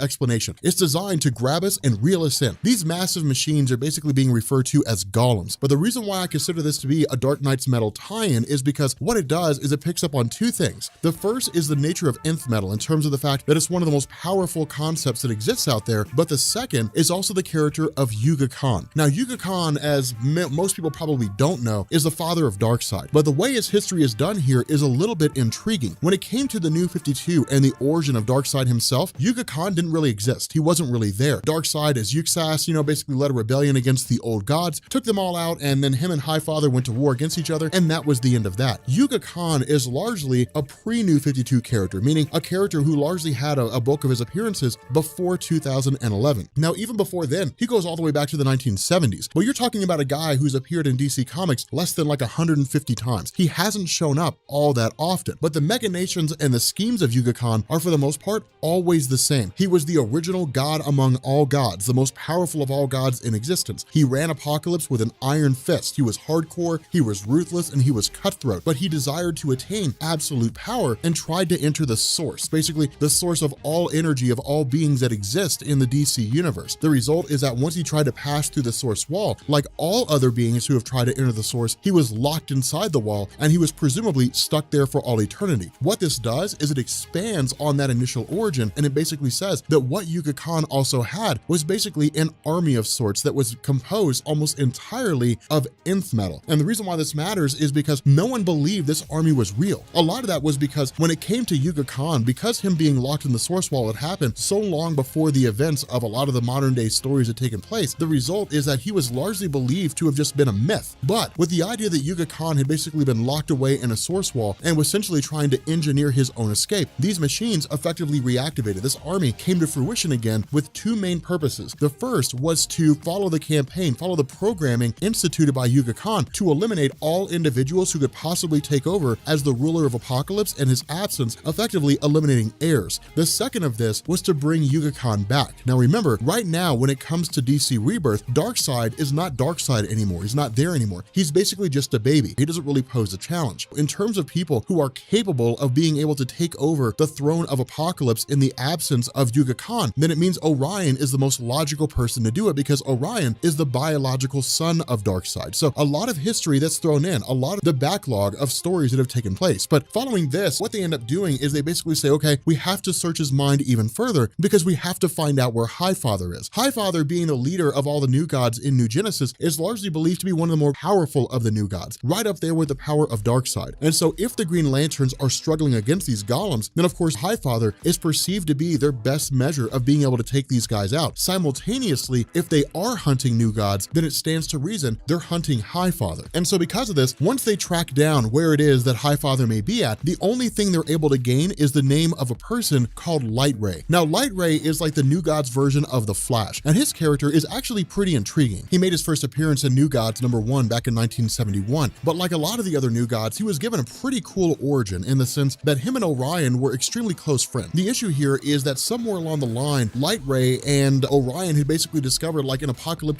outpost or something like that was on New Genesis, and the result was that following a battle, Lightray was hit with like a whole bunch of solar radiation. He fell into a coma for a while, and when he popped back up, he had all these solar powers. He could basically manipulate light itself in a multitude of different ways. Now, one of the things that he did is he actually ended up pushing himself and kind of becoming the fastest of all the new gods. So in a lot of ways, Lightray was like Marvel's Makari. That was an Eternal who basically devoted all of his power to pushing his speed to the absolute limits. With Lightray, it's much the same way. But because of this, with Lightray being the fastest of all the new gods, he's basically able to traverse all through space and time, using, his power of flight. But with Hal Jordan basically tasked with trying to track down Lightray and ultimately locate whether or not he actually has Highfather with him, the biggest hindrance he has is his constructs do not seem to be able to move as fast as Lightray's able to travel. Now, of course, this is actually a pretty amazing moment here, because while he's trying to pilot the ship, he basically ends up backing the whole thing down. He really just kind of slows down, and it seems like all hope is lost when he's basically met with an image of his father. Now, we're not told how he got here. It's basically this whole idea that his dad appears and offers these words of encouragement to Hal Jordan. I have faith in you, I believe in you, but it's a very touching moment, because one of the things that's really always emphasized when it comes to the character of Hal is his father always played an exceedingly large role in his life, albeit the fact that his father had died when he was younger. The result of this is that every time Hal Jordan flies, whenever it is that he goes on some mission or something like that, he needs to kind of pep himself up, prepare for what it is that's going to happen. His question is, what would my dad do? What would my father do in this situation? And again, it's a really beautiful and touching aspect of his character, because of course, where the question's asked, am I hallucinating you? What in the world is going on here? Instead of his father sort of being just this kind of general image, he speaks and moves as if he were actually there in real life. And he even goes as far as to say, I don't really know if you're hallucinating me or not. You're basically in the wake of a cosmic god that's flying at the speed of light. It's very ambiguous. It's very cloak and dagger, but it's not designed to answer the question, is his father really here? It's designed to emphasize the nature and the relationship between Hal Jordan and his dad, and how big of a role his father plays. And so again, because of the fact that his dad was courageous, because of the fact that his dad did whatever it took in order to achieve the goal, Hal Jordan follows the exact same path. And where he begins flying his ship, pulling up on the speed of light, what we also end up having is this warning coming from his construct that Hal Jordan is approaching a speed force singularity. What this means is that if he kept traveling faster, he would have entered the speed force most likely. Hal Jordan may have gained the powers of the Flash. It's cool. With him basically running into Highfather, running into Lightray, he basically says, look, I can take over from here if you guys need me to, I can help out. And it makes sense, because Highfather's response is, despite the powers of Lightray, while he is a new god, his energy is not infinite. Eventually he'll tire out. And with those Omega beams chasing them down, as he begins to slow, the beams do not slow down. With Hal Jordan grabbing Highfather, bringing him on board, and basically taking off between the two of them, it's interesting because these Omega beams are still following them. And in fact, Hal Jordan actually comes up with this pretty ingenious plan where the construct of Kyle Rayner is being used continually to basically maintain the construct that's serving as the heart of Orion. He's not really able to leave and not really able to go anywhere. Instead, what we end up finding out is that because of the fact that these Omega beams are chasing after the new gods, or at least, only those who are present in this immediate vicinity, chasing after Highfather, and because of the fact Orion is believed to have been dead, these golems move on to their second process, which is trying to free Yuga Khan from the source wall. Now, keep in mind, if Yuga Khan is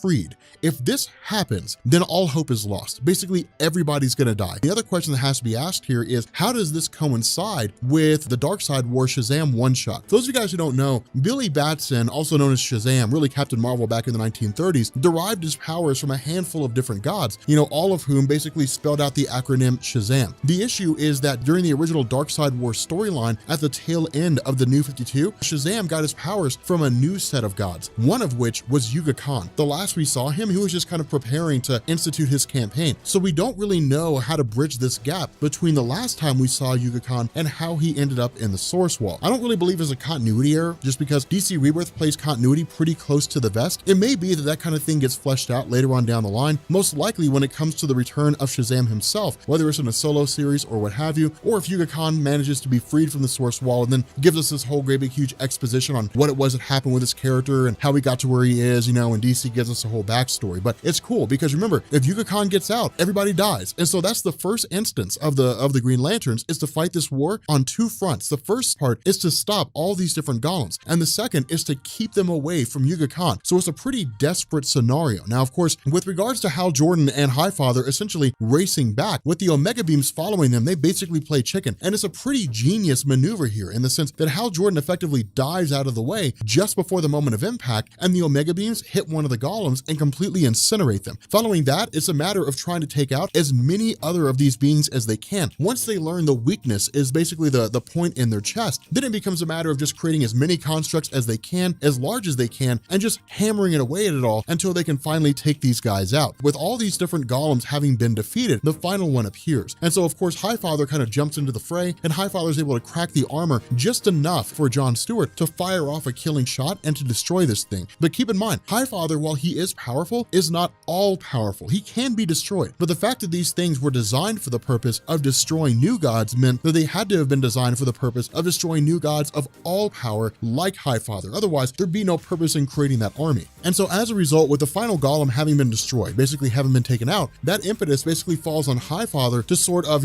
taunt Yuga Khan a little bit, say, hey, there's no chance of you getting out, and really sort of calling it a day. And so the story basically wraps up. This quick little involvement with the new gods and the Green Lanterns themselves sort of teaming up. Things kind of wrap up with Orion having his heart put back into his chest, everybody saying peace, thanks for helping out, and they go their own separate ways. Things wrap up pretty fast. It's not really one of these stories that was designed to set the stage for everything else that goes on and all these expansive things and all that kind of good stuff. Again, it's just one of these stories that's designed to remind us characters like Yuga Khan still exist. There are some pretty formidable threats out there. The Source Wall, all those things are still out there. So it is pretty cool. And it certainly is interesting in terms of what may come after this.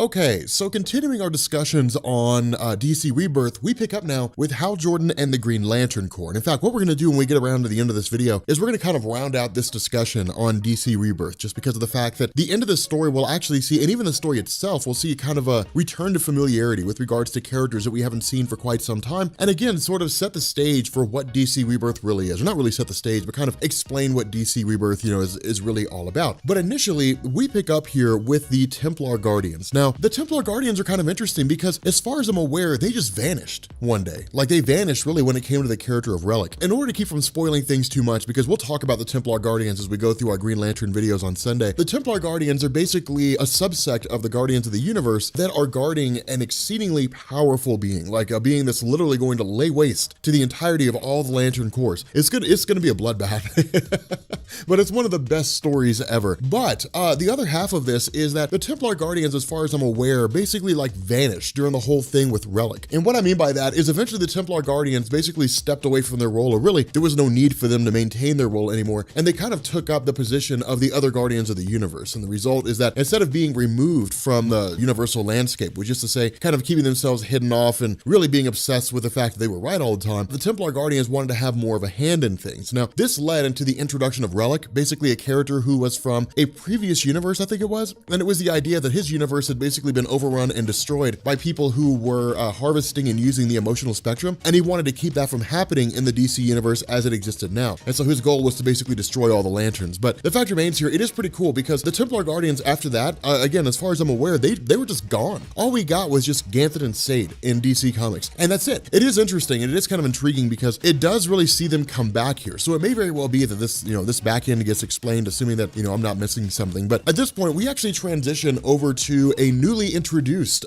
Green Lantern, which is actually a kid. And it's cool because when it comes to the Green Lanterns, more often than not, when we see Green Lanterns, we see them usually as like young adults or adults. And so they've kind of reached that point in their life where they're like, okay, so like it's time to get down to business. But for a kid, they respond exactly the way that we would. Like if we were given a Green Lantern ring, like we're just gonna fly around and have like the most fun ever. And that's exactly what happens. You know, this kid experiences all the joy. And that's the benefit of this, is that it's kind of a fresh influx of innocence into a Green Lantern Corps that's been through so much. Because remember, the Green Lanterns during the whole, Lost Army and Edge of Oblivion story, they were basically pushed almost to the brink of extinction. I mean, their numbers dwindled down to what amounts to a handful relative to how big their numbers used to be before, where they were in the thousands. Now they're down to, a few dozen, maybe 100. And so the result is that they're really doing the best they can to kind of keep everything intact. What Venditti does here is he very much writes this in a way where it's like Children of Men, for example. Humanity's on the brink of destruction, and no one's having kids anymore, and then suddenly a woman gives birth to a kid. And it's like that iconic scene from that movie when, the rebels are fighting against the British soldiers, and then, this baby starts crying and the whole conflict stops. Everyone stops until this baby leaves, and then the conflict kicks back in again. That's really what this is designed to be. It's innocence. It's,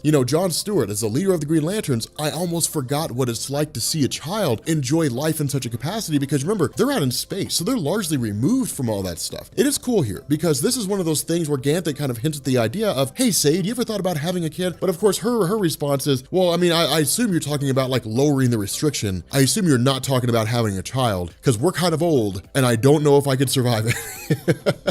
But the fact remains here, the cool thing about Venditti's writing is that it's very reminiscent of classic Green Lantern stories, in the sense that the whole thing would kick up, and then here's what the Green Lanterns are doing while it's going on. Now, a lot of that's because of the fact that when Jeff Johns took up the Green Lantern line of comics, it was just one series of events after another. It's just event after event after event after event. Sinestro Corps War, Blackest Night, Brightest Day, all these things, just one event after another. And so there really wasn't a whole lot of time to kind of show the downtime of Lanterns. I mean, there was to a degree, but it wasn't a huge focal point. It was building up the mythos and expanding all these corps and all that kind of cool stuff. And so it's almost like Venditti's run, at least right now in DC Rebirth, is more like us catching our breath, kind of sitting down and saying, okay, now let's see what the Green Lanterns are about. And it's cool because we get this moment, between Hal Jordan and Kyle Rayner, where they're talking about, they're putting things back together and they're helping a civilization survive, the eruption of a volcano and different things like that. Problem with this is that in the middle of Ganthet and Sade, talking to this new Green Lantern and, basically informing them of the role they play and the importance of the power they possess, they're suddenly met by the arrival of enemies that we don't see. And so, of course, Ganthet tells this young girl, run, go get Kilowog, go tell somebody, make people aware of what's going on. And then, of course, Ganthet and Sade are basically, kidnapped and taken away. Now from here, this little kid races off to the Green Lanterns and is like, hey guys, so like Ganthet and Sade have been kidnapped and things are going crazy and we need your help.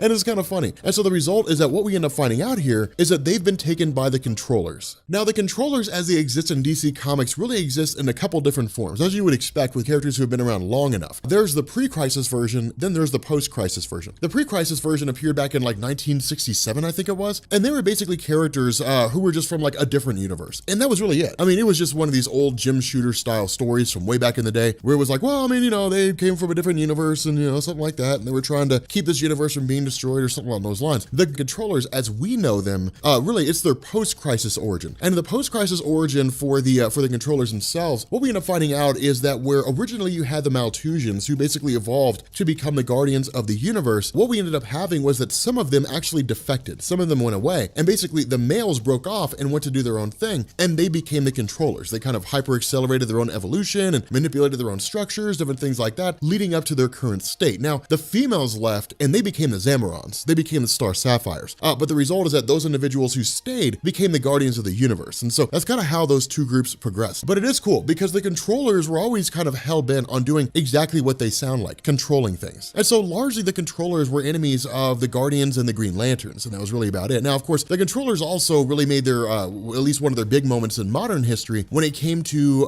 really the introduction of Larfleeze as the Orange Lantern. Now, some of the Controllers had shown up trying to capture the power of the Orange Lantern, and they were basically killed by Larfleeze, and that was really about it. But again, the controllers, as you've seen them in the more recent stories of Green Lanterns, you know, leading up to DC Rebirth and leading up to New 52, that's about the max that you got. I mean, they're really reminiscent of an older age of Green Lantern comics that people don't really read about anymore. And so it is kind of intriguing, but the basis behind them kidnapping the Guardians is that while they are their own subsect of a race now, they do all stem from the same thing. And so genetically, they are pretty much identical. They all stem from the same genetic pool. And so the logic of the controllers is to basically find a way to essentially strip the Guardians of their genetic material, harvest them more or less, and then repopulate the controllers. Because remember, much like the Guardians, it doesn't really seem like the controllers are able to procreate using traditional means. And even if they could, they're all dudes. So I don't really know how you'd be able to pull that off. But the fact remains here, it is kind of cool because in response to this, of course, the new Green Lantern, the little kid Green Lantern, is asked by Jon Stewart, what did they look like, the people that took, you know, the Guardians? And the result is that they end up just kind of showing what their physical appearance was, which of course leads to the controllers themselves. And so of course, you know, following this, you basically have this kind of all hands on deck, everybody jumping in, trying to figure out what's going on, so on and so forth. And it does make sense. I mean, it really kind of works in the sense that all the Guardians are just kind of responding as we would expect. But with Jon Stewart and Guy Gardner and Hal Jordan and Kyle Rayner, it is kind of personal for them because Ganthet and Sade really sort of represent this idea that the Guardians of the Universe themselves are taking a more traditional role, more of a hands-on role in the universe as opposed to being shut off from it. Not only that, the fact that Jon Stewart returned with all the Green Lanterns and then Ganthet and Sade kind of backed off and allowed him to continue running the Green Lantern Corps on its own does allow for a measure of trust between the two groups. Because one of the things you guys will notice over the course of our, you know, Sunday Green Lantern run is that for the most part, a lot of distrust is being sowed between the Guardians of the Universe and the Green Lanterns, in the sense that the Green Lanterns are slowly beginning to realize the Guardians of the Universe house many secrets, and they don't really tell a lot of the Green Lanterns what are going on, if they even tell them at all. It's one of those things of, well, you will learn what you need to know when you need to know it, and that may or may not come. Now, the other half of this is, you know, once we jump back in and the Templar Guardians, or at least some of the Templar Guardians, are being harvested, this is a way for Venditti and them to basically begin winding down the number of Guardians, to basically say, we're going to start decreasing their numbers slowly but steadily. And it does make sense, you know, in the sense that this is kind of their overarching, or at least his overarching goal, assuming that's the case. Because remember, Ganthet and Sade being the only Guardians has actually been a pretty popular theme in the Green Lantern landscape for quite some time, just because of the fact that the Guardians have always been a focal point of the Green Lantern stories. And in a lot of ways, it's one of those things where all the stories that can be told have been told. And so if that's the case, then where do you go from there? Well, you simply change things up. You switch things around, you move the pieces across on the board, and you switch players out, and you really just kind of try your hand at making things starkly different than they used to be. And it actually works. Now, the other half of this is that, again, I would surmise that with a lot of these Templar Guardians basically being eliminated, you know, essentially being removed, you know, the reason for why it was that they effectively vanished was because it allowed Robert Venditti and these guys, really Sam Humphries as well, to begin introducing characters like Rami, to basically say, well, I mean, here's the new origin of the Green Lantern rings and all those kinds of things. And it does make sense, you know, in terms of that. Again, because of the fact that these Templar Guardians are kind of just being eliminated, I don't really see us getting a whole lot of exposition in terms of what the Templar Guardians are about, where they're from. I imagine DC just kind of relying and saying, if you know who they are, cool. If you don't worry about it. You know, we just kind of end up having to roll with the punches. Now, of course, with the Green Lanterns basically figuring out where the controllers are operating from, their arrivals basically met with a handful of mercenaries. And again, that's why I say this is reminiscent of old school Green Lantern storytelling, because this is what you would see in like the 60s, 70s, and 80s. Man, like some events taking place, well, the Green Lanterns are gonna have to respond, but then he runs into an unexpected enemy. Can he overcome them? Yes, he can. Now on to the main foe. That's basically how those stories were told, because DC Rebirth is designed to wrap back around to the old school standard of comic book storytelling. More adventure, more fun, as opposed to like super serious, grounded, realistic, tangible stories. Because at the end of the day, comic books are designed to be an escape, or at least a lot of people view them as an escape. And so that's really what this becomes. I mean, for the love of God, you've got Jon Stewart, a Green Lantern, creating a bazooka out of his ring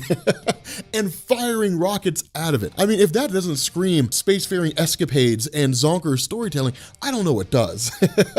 I have no idea what does. Now, of course, the Green Lanterns are able to overcome these foes quite readily. But the cool thing about this is, remember, it's kind of a return to what makes the Green Lantern storytelling so well. It's very much forming this kind of camaraderie. And that was something that in a lot of ways had kind of been missing from the Green Lantern stories for a little while. In a lot of ways, the characters kind of fell rank and file. But the idea of them kind of coming together and saying, okay, so like the four of us, like the four horsemen of the Green Lantern landscape, we're the only ones who can really pull this off. It works. And it's really kind of a good feeling because it brings you back back to these old Green Lantern stories back in the day. Now, of course, the funny thing about this too is the controllers weren't really betting on the Green Lanterns. I mean, they kind of say they were, but they were really expecting this idea that the Green Lanterns would just kind of wait for a sign from the Guardians or something along those lines. Of course, the Green Lanterns respond and basically just kind of start ripping things up. But remember, it's not designed to be this thing where it's like, the Green Lanterns are here and the day is saved, everybody's gonna lose now. It takes this familiarity of old school storytelling and it blends it in with the modern day Green Lantern stories that we're used to. And that in and of itself is the quintessential definition of DC Rebirth.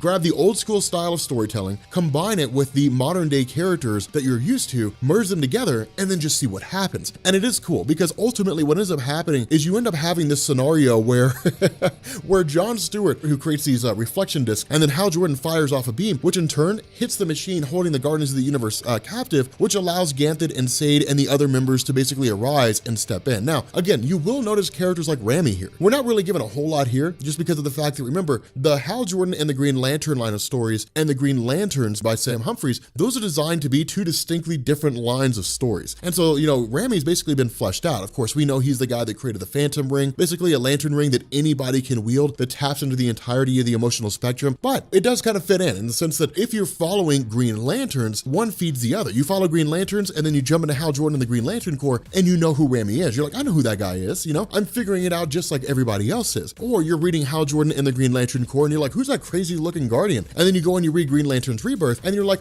okay, so that's like one of the older Guardians. That's really cool. Now, ultimately, of course, with the defeat of the controllers, they end up making their escape. And it's kind of funny because one of the Guardians actually wants to kill him. You know, Zala wants to kill off the controllers, which is actually the most logical stance to take. Ganthet really kind of being in a position where he's like, the new role that we play is more of being Guardians as opposed to being like authoritative figures for the universe. We can't let this happen. Like, we can't just kill them. They have to stand trial, assuming that we can catch them again. And so that's the result, because what Venditti does is he basically says, the controllers are back now. The controllers are going to return to becoming enemies of the Green Lanterns. Now, again, this is just kind of grabbing an older enemy and rolling them into DC Comics. And so following this, what we end up finding out in this epilogue of sorts is that one, the Guardians of the Universe go back to their original outfits, which is to say, basically the red, the white, and the Green Lantern uniform. Not only that, the Templar Guardians have kind of stepped out of their role of just kind of exploring the universe and are now back to being the Guardians of the Universe. And so it's basically Venditti saying, okay, so the Guardians of the Universe are back. Different people are playing roles that were occupied by former Guardians who are now gone, but they're going to go back to being the classic Guardians of the Universe. And it works. Again, this is what DC Rebirth is. It's a return to familiarity. It's grabbing all the old things that you remember when you were a kid, when you were 7, 8, 9, 10 years old, and you were reading these comics. It's designed to grab those things and bring them all back in. And so it's cool. And it really, really works. Not only that, we end up finding out that the controllers are basically bringing back an older enemy. Again, Michael Jan Friedrich introduced these guys back in 1992. They're bringing back the Dark Stars. The Dark Stars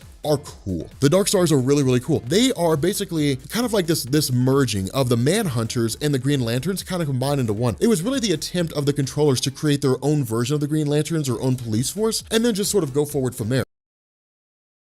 Okay, so continuing on with our whole DC Rebirth thing and Hal Jordan and the Green Lantern Corps, this one is actually pretty interesting. This mind game story is actually kind of cool because what you guys will find, for those of you guys who are new to comic books, what you're going to find is that in a lot of ways, stories are usually designed to kind of wrap up loose ends, especially when you're going into tie-ins or when you're going into like a major event or something along those lines. Now, for the most part, DC is very different from Marvel, and Marvel does huge line-wide crossover events seemingly all the time, which is one of the reasons why people developed event fatigue. DC really plays it more close to the vest in the sense that you usually have character-based story arcs, but it's one of these funny scenarios because it's kind of like, you know, all this has happened before and all of it will happen again, to quote Battlestar Galactica. It is kind of cool because what this actually does is it invokes Hector Hammond, but it also comes after the Superman story that dealt with Superman getting possessed by Parallax. Now, again, that was kind of cool because it was one of these scenarios where it sort of dealt with the ongoing events as a whole in DC Rebirth. And that's one of the reasons why Rebirth is so important here, is because when it came to like the New 52, which is when DC rebooted in 2011, they said, look, we want you to act like we've never printed stories for the very first, you know, we've never printed them before, you've never seen Superman, Batman, or anything. We want you to treat them like they're brand new. The funny thing about that was that some of the stories crossed over, but by and large, a lot of the titles were largely isolated. They were basically kind of like doing their own thing. You'd see other references, but with DC Rebirth, what it's really designed to do is effectively say, yes, they are in a shared universe. Yes, some of these events are happening at the same time, but what happens in one comic will cross over into another, either directly or indirectly. You don't see it all the time, but it does create some really, really good consistency when it comes to continuity. And that's one of the really important things, because DC had a branding initiative called DCU, and it was basically creativity over continuity. It was where DC editorial basically went to the writers and said, write whatever you want, don't worry about the continuity of what goes on in other stories. And you started seeing weird things where you had like Batman, who was the god of knowledge when it came to the Justice League title, but in his own title, Bruce Wayne wasn't Batman, it was Commissioner Gordon. And so you kind of ran into all these different, continuity errors, different things like that. But the cool thing was that with regards to DC Rebirth and the Superman story, you dealt with the return of Parallax, this living embodiment of fear, more or less. And the idea of Parallax showing up was really just kind of DC reminding us, hey, Parallax is here. Parallax is still very much part of the landscape, but we also saw that Sinestro had kind of made his return for the purpose of tracking down the Parallax entity and trying to take it for himself, kind of trying to regain its abilities and go back to his status quo. This follows after that and basically saying that after the whole fiasco of the return of Parallax, because most all of Earth's superheroes are familiar with who Parallax is, the Green Lantern Corps is notified. Now remember, one of the things that's pointed out here, and it's these really small things that I really kind of enjoy about DC Rebirth, especially when it comes to Venditti's writing, is it's really one of these things where Cyborg contacts the Green Lantern Corps and says, anything outside of Earth's solar system is your call. And because of the fact that Parallax as the fear entity is really kind of like part and parcel to the Green Lantern landscape, it's effectively handed over to them. And so the result is that John Stewart, who's basically head of the Green Lantern Corps, dispatches one of their number back to Earth. Now, it's kind of funny because Earth has like 6 Green Lanterns, basically. John Stewart, who's of Earth, you've got Kyle Rayner, who's of Earth, Hal Jordan, as well as Jessica Cruz and Simon Baz. So you've got like 6 Green Lanterns that all hail from Earth, which is not something you normally see. It's one of the cool aspects of the publication history of the Green Lantern mythos. But of course, Hal Jordan, being the star of the Hal Jordan the Green Lantern Corps comic, is the one that's sent to Earth. The fact remains, with Hal Jordan showing up, of course, he basically meets with Superman, and Superman essentially explains everything that had happened in the Superman story. And again, that's why this is so cool, and that's why Venditti is so awesome when it comes to this kind of a thing, is because when it comes to his stories, whether it's a 6-issue arc, whether it's a 7-issue arc, or even just a 2-issue arc, it's basically, here's a quick recap over the course of 1 page about everything that's happened so far, so you don't feel left out, especially if you're someone that's not really a huge fan of the Superman comics, but you do love Green Lantern. The last thing you're looking for is to be put in a position where you have to go and read a comic book that you're not wildly a fan of just to understand what's going on at the moment. So it's kind of cool. Venditti gives us just enough to tell us what's going on, but also whets the appetite of the average comic book reader and say, hey, look, maybe you do want to go check that out, where Superman becomes possessed by Parallax, which of course, if you are interested, I have a video on that, so feel free to check it out down in the description. But again, what we saw in that story was that Superman had taken the ring of Sinestro and then confined the Parallax entity to it. The problem with this is that Hal Jordan suddenly starts kind of hearing this voice in his head and then immediately has this image of Superman becoming Parallax. And it actually kind of breaks out into a really awesome fight between the two. Now, in truth, this is one of those things that people kind of debate from time to time. In DC Comics, it's almost always referenced that the Green Lantern ring is the most powerful device in the universe. Not necessarily because of its durability or anything like that, but because the constructs that can be created by a Green Lantern are limited only to the mind of the Green Lantern. And we've seen that progress over the years in DC Comics. When you had the original Green Lantern, Alan Scott, things are pretty basic. It was kind of creating these small little constructs here and there. They got a little more advanced when Hal Jordan was introduced. You had a giant boxing glove, you had like wrenches, but it really kind of exploded in the realm of creativity with the introduction of Kyle Rayner, where he would create these giant mechas and these huge, I guess super advanced looking constructs. And it was really interesting, but it really always hit home at the idea that the constructs created by the Green Lanterns are left to the imagination of the Green Lanterns. Now remember, that does not mean the constructs are indestructible. There's a difference between a limitless imagination and how those constructs can be made and the indestructible nature of the constructs. Constructs can be destroyed. We've seen that happen before. A being of sufficient strength, even Superman himself, can break out of the constructs of Green Lanterns if they're powerful enough. Now, this is cool because in the battles that we've seen, especially when it came to something like Emerald Twilight, Parallax wrecked Superman in that story. But you're talking about Hal Jordan, who was so incredibly powerful that he was a universal threat. When it comes to just traditional Hal Jordan with his Green Lantern constructs, and just kind of fighting Superman, for the most part, Superman will usually win. And even then, it depends on what kind of stories you're talking about. For example, in the original Justice League story from the New 52, the first 6-issue story arc, Hal Jordan went to go face off against Superman and got wrecked. And that version of Superman is not as powerful as the Rebirth Superman that we have flowing around right now, the one he's fighting at the moment as Parallax. And so, for the most part, this fight should be no contest in a lot of ways. But one thing I want you guys to notice is that it does seem to be a contest. Superman is not necessarily getting the upper hand here. And the reason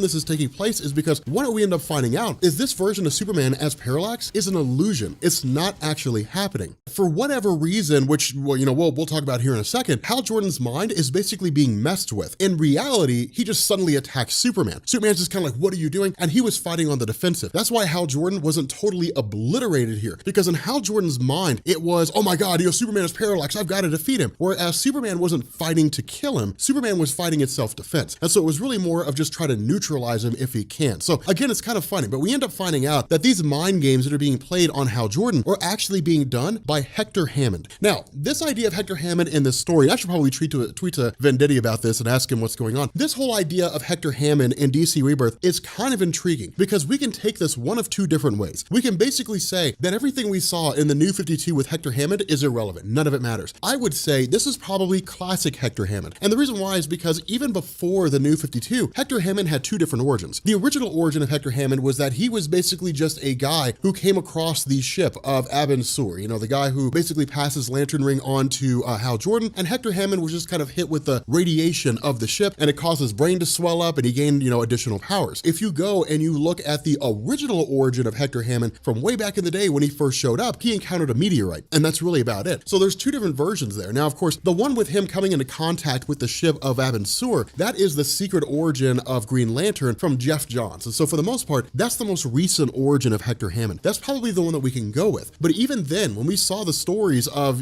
Green Lantern as it was taken over by Jeff Johns, what basically happened here is we were introduced to the idea that Hector Hammond gaining this sort of enhanced intellect, things like that it was a circumstance that was set in play. It wasn't a roll of the dice. It wasn't like it just kind of happened to work out that way. It was one of these things where things were kind of engineered in a particular position so that this sort of experiment that was done by these gremlins of sorts would eventually play itself out. And so the result is that Hector Hammond is really more of a lab rat, if anything else. And these gremlins you're seeing here seem to be kind of a throwback, a return to familiarity with Hector Hammond in regards to Jeff Johns' run of Green Lantern. Now, remember, when it comes to the whole Green Lantern thing, for those of you guys who are new to all this, when it comes to Green Lantern, it can be a little confusing, which is one of the reasons why we're kind of catching up with it all and we're getting it all sorted out. But the whole idea with this is you basically have everything before Jeff Johns when it comes to Green Lantern, everything before Green Lantern Rebirth, the original story where you basically had, the return of Hal Jordan. There were a few stories that took place before that, the Last Will and Testament of Hal Jordan, for example, the story Power of Ion with regards to Kyle Rayner, all these different things that kind of went in there. But with the exception of these smattering of stories by Joe Kelly and different things like that, by and large, you can basically just say, start with Green Lantern Rebirth and read everything after. But regardless of how it is that this is playing out, because of the fact that Hector Hammond was the one that forced the mind of Hal Jordan into hallucinating that Superman had become Parallax, it gets the attention of Hal Jordan and he just kind of realizes what's going on. Now, Hal Jordan and Superman showing up, they face off against these gremlins and they defeat them quick, fast, and in a hurry. It's not a great big huge thing, at least that seems to be the case. But what these gremlins end up doing is they basically kind of jumpstart the mind of Hector Hammond in the sense that all these electrodes have been put in place to allow them to control it to a degree. Now, this is really Venditti kind of introducing new DC Rebirth readers to Hector Hammond in terms of what he's capable of and why it is that he can be so powerful. What ends up happening here is with regards to Hal Jordan, he's basically kind of thrown into this mental simulation of sorts where everything he wanted could basically come true. And that's one of the reasons why this is so intriguing, where it's not necessarily Hal Jordan's father who's returned from the dead or anything like that. He basically envisions a life with like Carol Ferris, spending time with his brother and his sister-in-law and, hanging out with their kids and so on and so forth. Now, in truth, for those of you guys who are experienced with Green Lantern, and even those of you guys who are not experienced with Green Lantern, the father of Hal Jordan plays a major role in his life in the sense that everything Hal Jordan does is really kind of predicated on the question, what would my father do? And so if his father were suddenly brought back from the dead, then the motivation for Hal Jordan getting to the place where he is now would be irrevocably different. The basis behind it would be totally changed. The fact that his father died when he was younger was the motivation for Hal Jordan becoming a pilot in the first place. It's one of those things you can't really get rid of. I mean, it's like eliminating the destruction of Krypton. It's saying, well, Krypton never blew up, well, then what reason would there be for Superman to show up on Earth? But for those of you guys who are new to Green Lantern and not familiar with this, Carol Ferris was a long time on-again, off-again love interest of Hal Jordan. She eventually became the first Star Sapphire, which is to say, basically a group of lanterns that were formed by the Zamorans who believe that love is the greatest thing ever. And those individuals who are of other members of the Lantern Corps, the Sinestro Corps, something like that, the Zamorans will take them and try to convert them into Star Sapphires. But it's kind of an interesting scenario in terms of how that plays out. But while that love is kind of on again, off again, really in DC Rebirth, we haven't seen hide nor hair of Carol Ferris. And this is a really big thing when it comes to people who are existing Green Lantern fans. So this is really kind of like the first, indication that we get about her character and about what she's about. The problem with this is that for Hal Jordan, his mind immediately immediately picks up on the fact that none of this is right. And this really feeds into the willpower of Hal Jordan, in the sense that in order for the Green Lanterns to be effective, they have to basically tap into their own willpower and overcome everything, love, fear, the whole 9 yards. And so with that in mind, he really just overpowers this mental image to a degree, breaks out of it, and where Superman's still kind of fighting alongside the whole thing, hallucinating his own parents, and he breaks out of it too. We're right back into the fray, we're right back into the conflict. Now, of course, before anything really goes crazy too bad, Hector Hammond kills all the gremlins that are present, and that's really about it. But again, it is kind of cool because this is bringing back a character that we haven't really seen for some time. Of course, Hector Hammond kind of seizes on the mind of Superman, tries to get Superman to take him out, to basically, kill Hector Hammond himself. It is kind of intriguing and it is cool because it's this great villain who's kind of making his return, or at least that seems to be the case. I mean, ultimately, he's basically kind of thrown back into Star Labs. They sort of keep him there, and it's like, well, these electrodes are in his brain. We don't know what effect they have. We don't even know if they can be removed. We're just gonna go ahead and kind of leave them there. Now, this is cool because what it does is it teases the possibility that Hector Hammond can come back more powerful than he ever was before. So it kind of boosts the abilities of Hector Hammond going forward in DC Rebirth. But that's one of the trends that I hope you guys are noticing when it comes to the DC Rebirth landscape, is that it's really kind of serving the purpose of either taking existing heroes, amplifying them and taking them back to their original roots, or bringing back old school villains. And so it's kind of interesting because all these villains are kind of coming out of the woodwork, which is one of the reasons why I say DC Rebirth is kind of leading up to a crisis. It'll basically be like The Watchmen or Dr. Manhattan versus the DC universe. This 2-3 year plan that DC has will eventually hit its finality, and when it does, it'll be some great big huge massive event, and then DC will say, and now we're done. And so now what we've done here will be the foundation for the future of DC Comics. I mean, again, it's just really kind of grabbing these little things and sort of, trying to grab the clues and the bits and pieces. Now, again, the idea of Carol Ferris basically being returned to the DC landscape comes by way of Hal Jordan traveling to her house with the intention of actually trying to rekindle this romance. The problem with this is he's called off by John Stewart of the Green Lanterns, ultimately bails on the decision, and really just kind of takes off. And so again, is Venditti basically saying, hey, look, all these classic characters from the Green Lantern run, Carol Ferris, Hector Hammond, different things like that, they're all still there. They will make their returns. They will reappear. It's just a matter of time before they do. Okay, so we are getting into, or really kind of picking up again with Hal Jordan and the Green Lantern Corps. It's been a little while since we covered this part of DC Rebirth, but this basically picks up with Zod's will. This is kind of like, basically General Zod wrecking the Green Lanterns, which is actually pretty awesome. But something that I do want to talk about here for a second is the nature of Kryptonian powers, because I've seen this question asked before. So one of the questions that I've seen, and it's actually a really, really good question, if Kryptonians absorb solar radiation, shouldn't Supergirl basically be exactly as powerful as Superman? Like if you took 50 Kryptonians and you set them on a singular planet, then shouldn't they all be equally as powerful? Like none is more powerful than the other. And if that's true, then why is it that Supergirl is more powerful than Superman? Why is General Zod less powerful than Superman? Okay, so these are actually some really, really good questions, and they're a really cool idea. What this does is begin to kind of answer it. But the whole idea with Supergirl, to kind of address that for a second, pre-crisis, which is to say up until 1985, there was no answer to that. It was just Supergirl's more powerful than Superman because reasons, and that was basically it. Post-crisis, that was answered by Jeff Johns, I'm pretty sure, back in the mid-2000s when Kara Zor-El first showed up after the events of Crisis on Infinite Earths. And the explanation DC offered was that when she was held in suspended animation, basically, she had like solar radiation bombarding her while she was in her spacecraft. And so she had essentially been absorbing solar radiation for a much longer time than Superman. That's one of the big reasons why there's a differentiating factor. With General Zod, he was consistently shown to have been weaker because he was constantly catching up. He had been locked in the Phantom Zone, like, well, he was supposed to be in there for eternity, but he had been locked in the Phantom Zone for a very long time. And so while Superman was absorbing solar radiation on Earth, General Zod was just sitting in the Phantom Zone with no seeming, no way to escape, basically, until he did. And so that's why General Zod is consistently shown to be somewhere near Superman's power or lower than Superman. He's not really shown to be, more powerful than Superman. So hopefully that kind of cleared things up. But what this does is this basically picks up in the aftermath of the whole battle with the controllers. Now, of course, the controllers will return, especially with the return of the Dark Stars. But again, because of the fact that the controllers were a group of Maltrusians who basically went off and did their own thing and became a wholly separate group from the Guardians of the Universe themselves, the controllers kind of went on this campaign to kidnap the Guardians, to convert them, basically to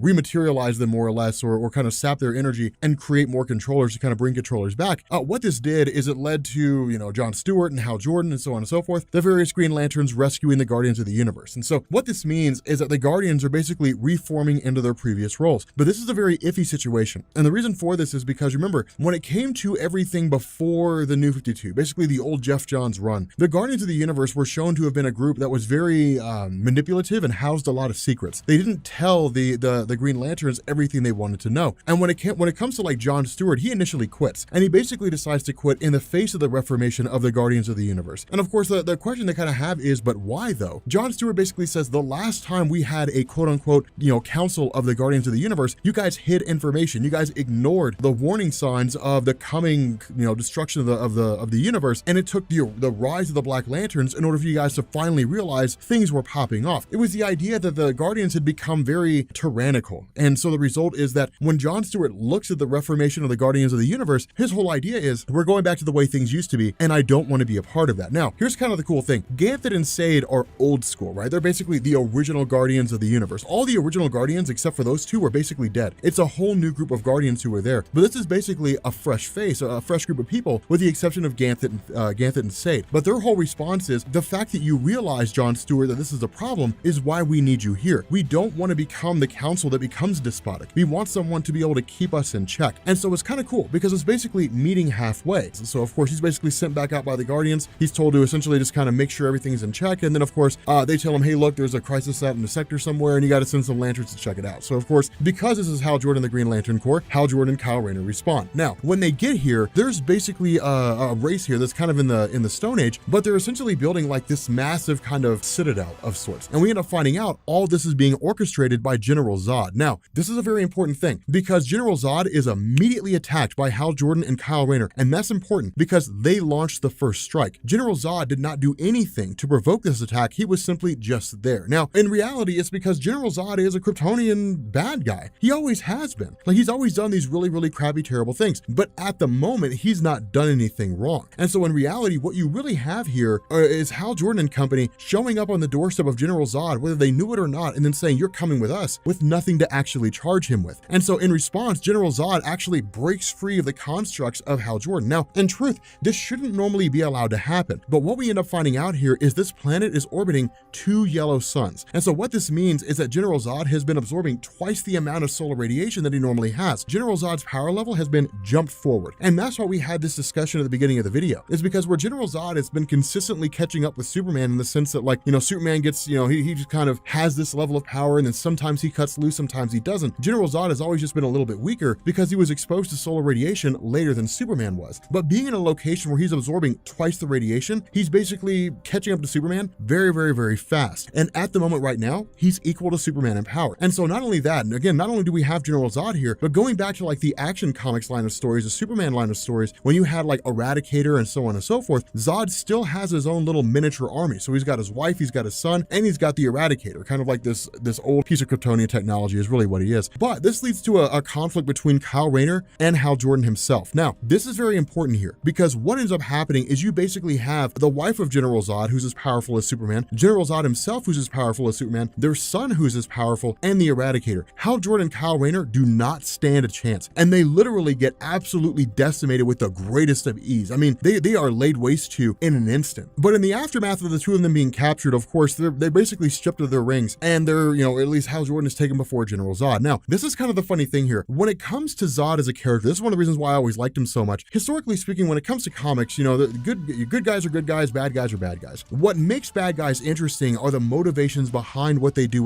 or why they do what they do, but also like who they are and how they're inherently written. Some bad guys are just bad guys. Like Electro was never really an interesting villain in the Spider-Man mythos until he like took down Power to the Raft and freed all the supervillains. But like Magneto's always been interesting because his character has evolved and changed so much over the years. General Zod is much the same way. When Hal Jordan's brought before Zod, it's not so Zod can just start pummeling him and saying, tell me what I want to know. It's because Zod is just kind of like, let's sit down and have a conversation. Let's talk. Now, in reality, Hal Jordan's just kind of like, I don't want to hear it. You're a bad guy. You got to go. That's one of the reasons why this is interesting in the way that it's written, because you look at this and Hal Jordan almost seems to be like the antagonist here, whereas you just kind of have General Zod here on this planet. Now, because Zod is a villain, you can't help but wonder what it is that he's up to, but it is kind of intriguing. Now, the other half of this is that General Zod does not know how the ring of Hal Jordan works. The ring that Hal Jordan wields right now is not the ring that he historically wielded. Hal Jordan forged his ring out of pure willpower. It's part and parcel to himself. Basically, Hal Jordan's ring is like his arm or his leg or his brain or something along those lines. And so because it's tied inherently inherently to his willpower, he's able to literally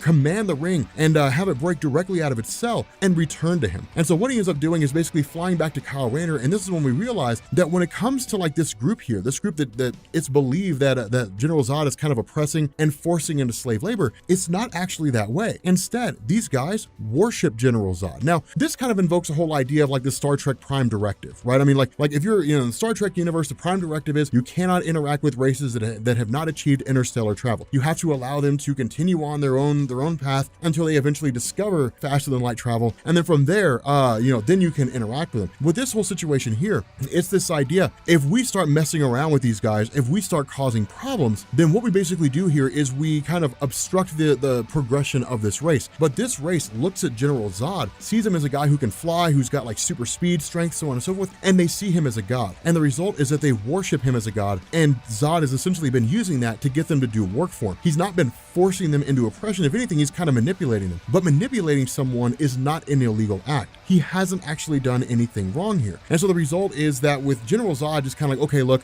we got to take care of these two Green Lanterns, Hal Jordan essentially like binds his ring directly to Kyle Rayner, transforming him into something akin to like an infinite lantern basically, and then sending Kyle Rayner back to Oa. And so it's kind of cool because Kyle Rayner is actually bonded with pure willpower. Now, the problem with this is that because it is such an extreme level of power, Kyle's trying to adapt to it. But this power, this pure willpower that he's getting, is actually like kind of overriding his senses. And what I mean by that is that he's suffering from like a lacerated liver, he's got broken ribs. By all standards of measurement, he should be like recovering and in surgery right now. But this willpower he's receiving is kind of amplifying him up to the extreme, where it just like overrides all those sensations. And so basically he feels no pain. He's just totally gassed up and ready to go. The other funny thing about this is because of the fact that he's bonded with Hal Jordan's willpower, he's spouting off Hal Jordan quotes. He's saying things Hal Jordan would say. But at this point, we kind of switch back over to the Guardians of the Universe themselves. And again, this is why the whole situation with Jon Stewart is somewhat tenuous, because Jon Stewart is getting what he wanted. He's just realizing that it's not really what he wanted. Basically, what he's getting is not what he had hoped for. With the Guardians of the Universe, and back in the old days, they would have just been like, go get Hal Jordan, done. And that would have been it. And they would have said, get him back by any means necessary. You have leave to do whatever you have to do. And they would have fought General Zod. It would have been kind of a cool battle for a few minutes. And then they would have won, and they would have brought Hal Jordan, back. With this new Guardian Council, their whole stance is, we can't be so quick to judgment. And so we basically have to deliberate. And for Jon Stewart, it's so frustrating because it's like, but it's one of our lanterns though. And that's kind of the big differentiating factor between the Guardians of the Universe and like normal people. A normal human being is basically primitive. Like, we're pretty basic, we're pretty emotional, we're not that bright in the grand scheme of things. Like, people have a tendency to let their emotions override their common sense. And so with that in mind, the Guardians are just kind of like, okay, but like, I realize that you want to go get Hal Jordan, but like, you're an idiot though, because like, you're very emotional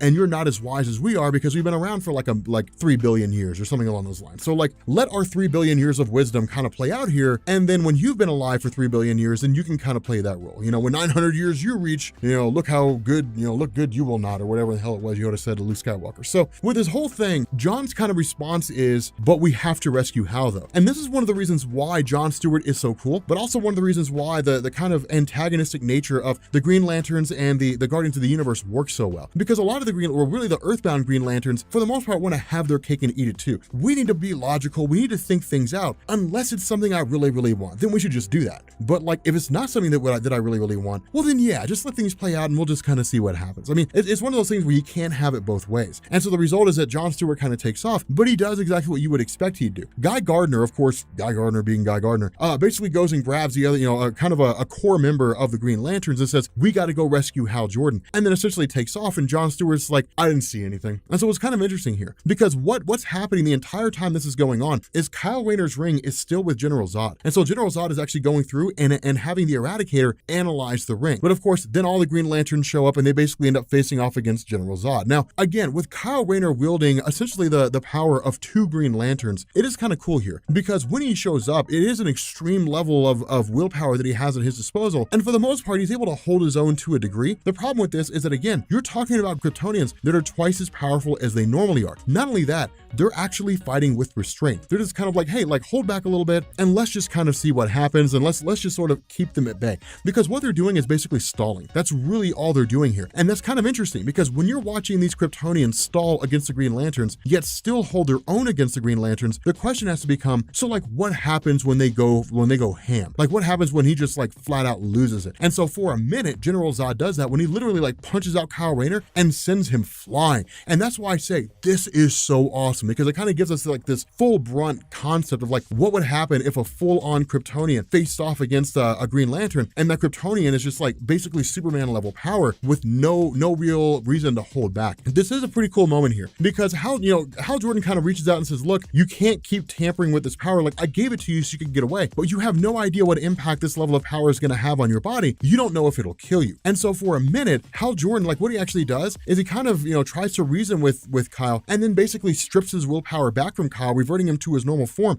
kind of amplifies it a bit, and then in turn, like grabs his willpower, brings it back, and his ring returns to himself. And then of course, Hal Jordan arrives on the scene. Now, of course, this is after like all the Kryptonians have decimated all the other Green Lanterns. And so it's really one of these things where like Hal Jordan is the last man standing. Now, again, when you're talking about Hal Jordan fighting here against General Zod, it's kind of a continuation of that whole discussion that we had earlier. Well, of course, General Zod being as powerful as Superman, he crushed Hal Jordan before, he should be able to crush him now, but it doesn't work that way. Because what Hal Jordan kind of says here is, look, I wasn't prepared to fight a Kryptonian who had been exposed to this much solar radiation. I didn't expect to see you fighting here. And now it's one of those comic book cop-outs. It works, but it's one of those things that writers kind of use to sort of adjust the story a little bit. But in turn, like it's basically the willpower of Hal Jordan facing off against the full power of General Zod, essentially facing off against Superman here. And it's awesome because the ring allows a person to do whatever they want to do. It allows their imagination to run wild, but the ring is only as powerful as the willpower of the person who wields it. But with Hal Jordan, it's a wholly separate circumstance because the ring is an extension of himself. And so the ring is his willpower. It's not just a thing that was given to him. And so he's basically fighting with his mind, body, and soul. And that's why this is so cool, is because he's able to hold his own pretty damn well against General Zod and actually able to like beat the crap out of him. Now, the other thing to remember here is that General Zod is a master strategist. The issue with General Zod is that by and large, most of his battles have been confined to Superman or like Wonder Woman or something along those lines because he's historically been a Superman villain. Superman is more of just like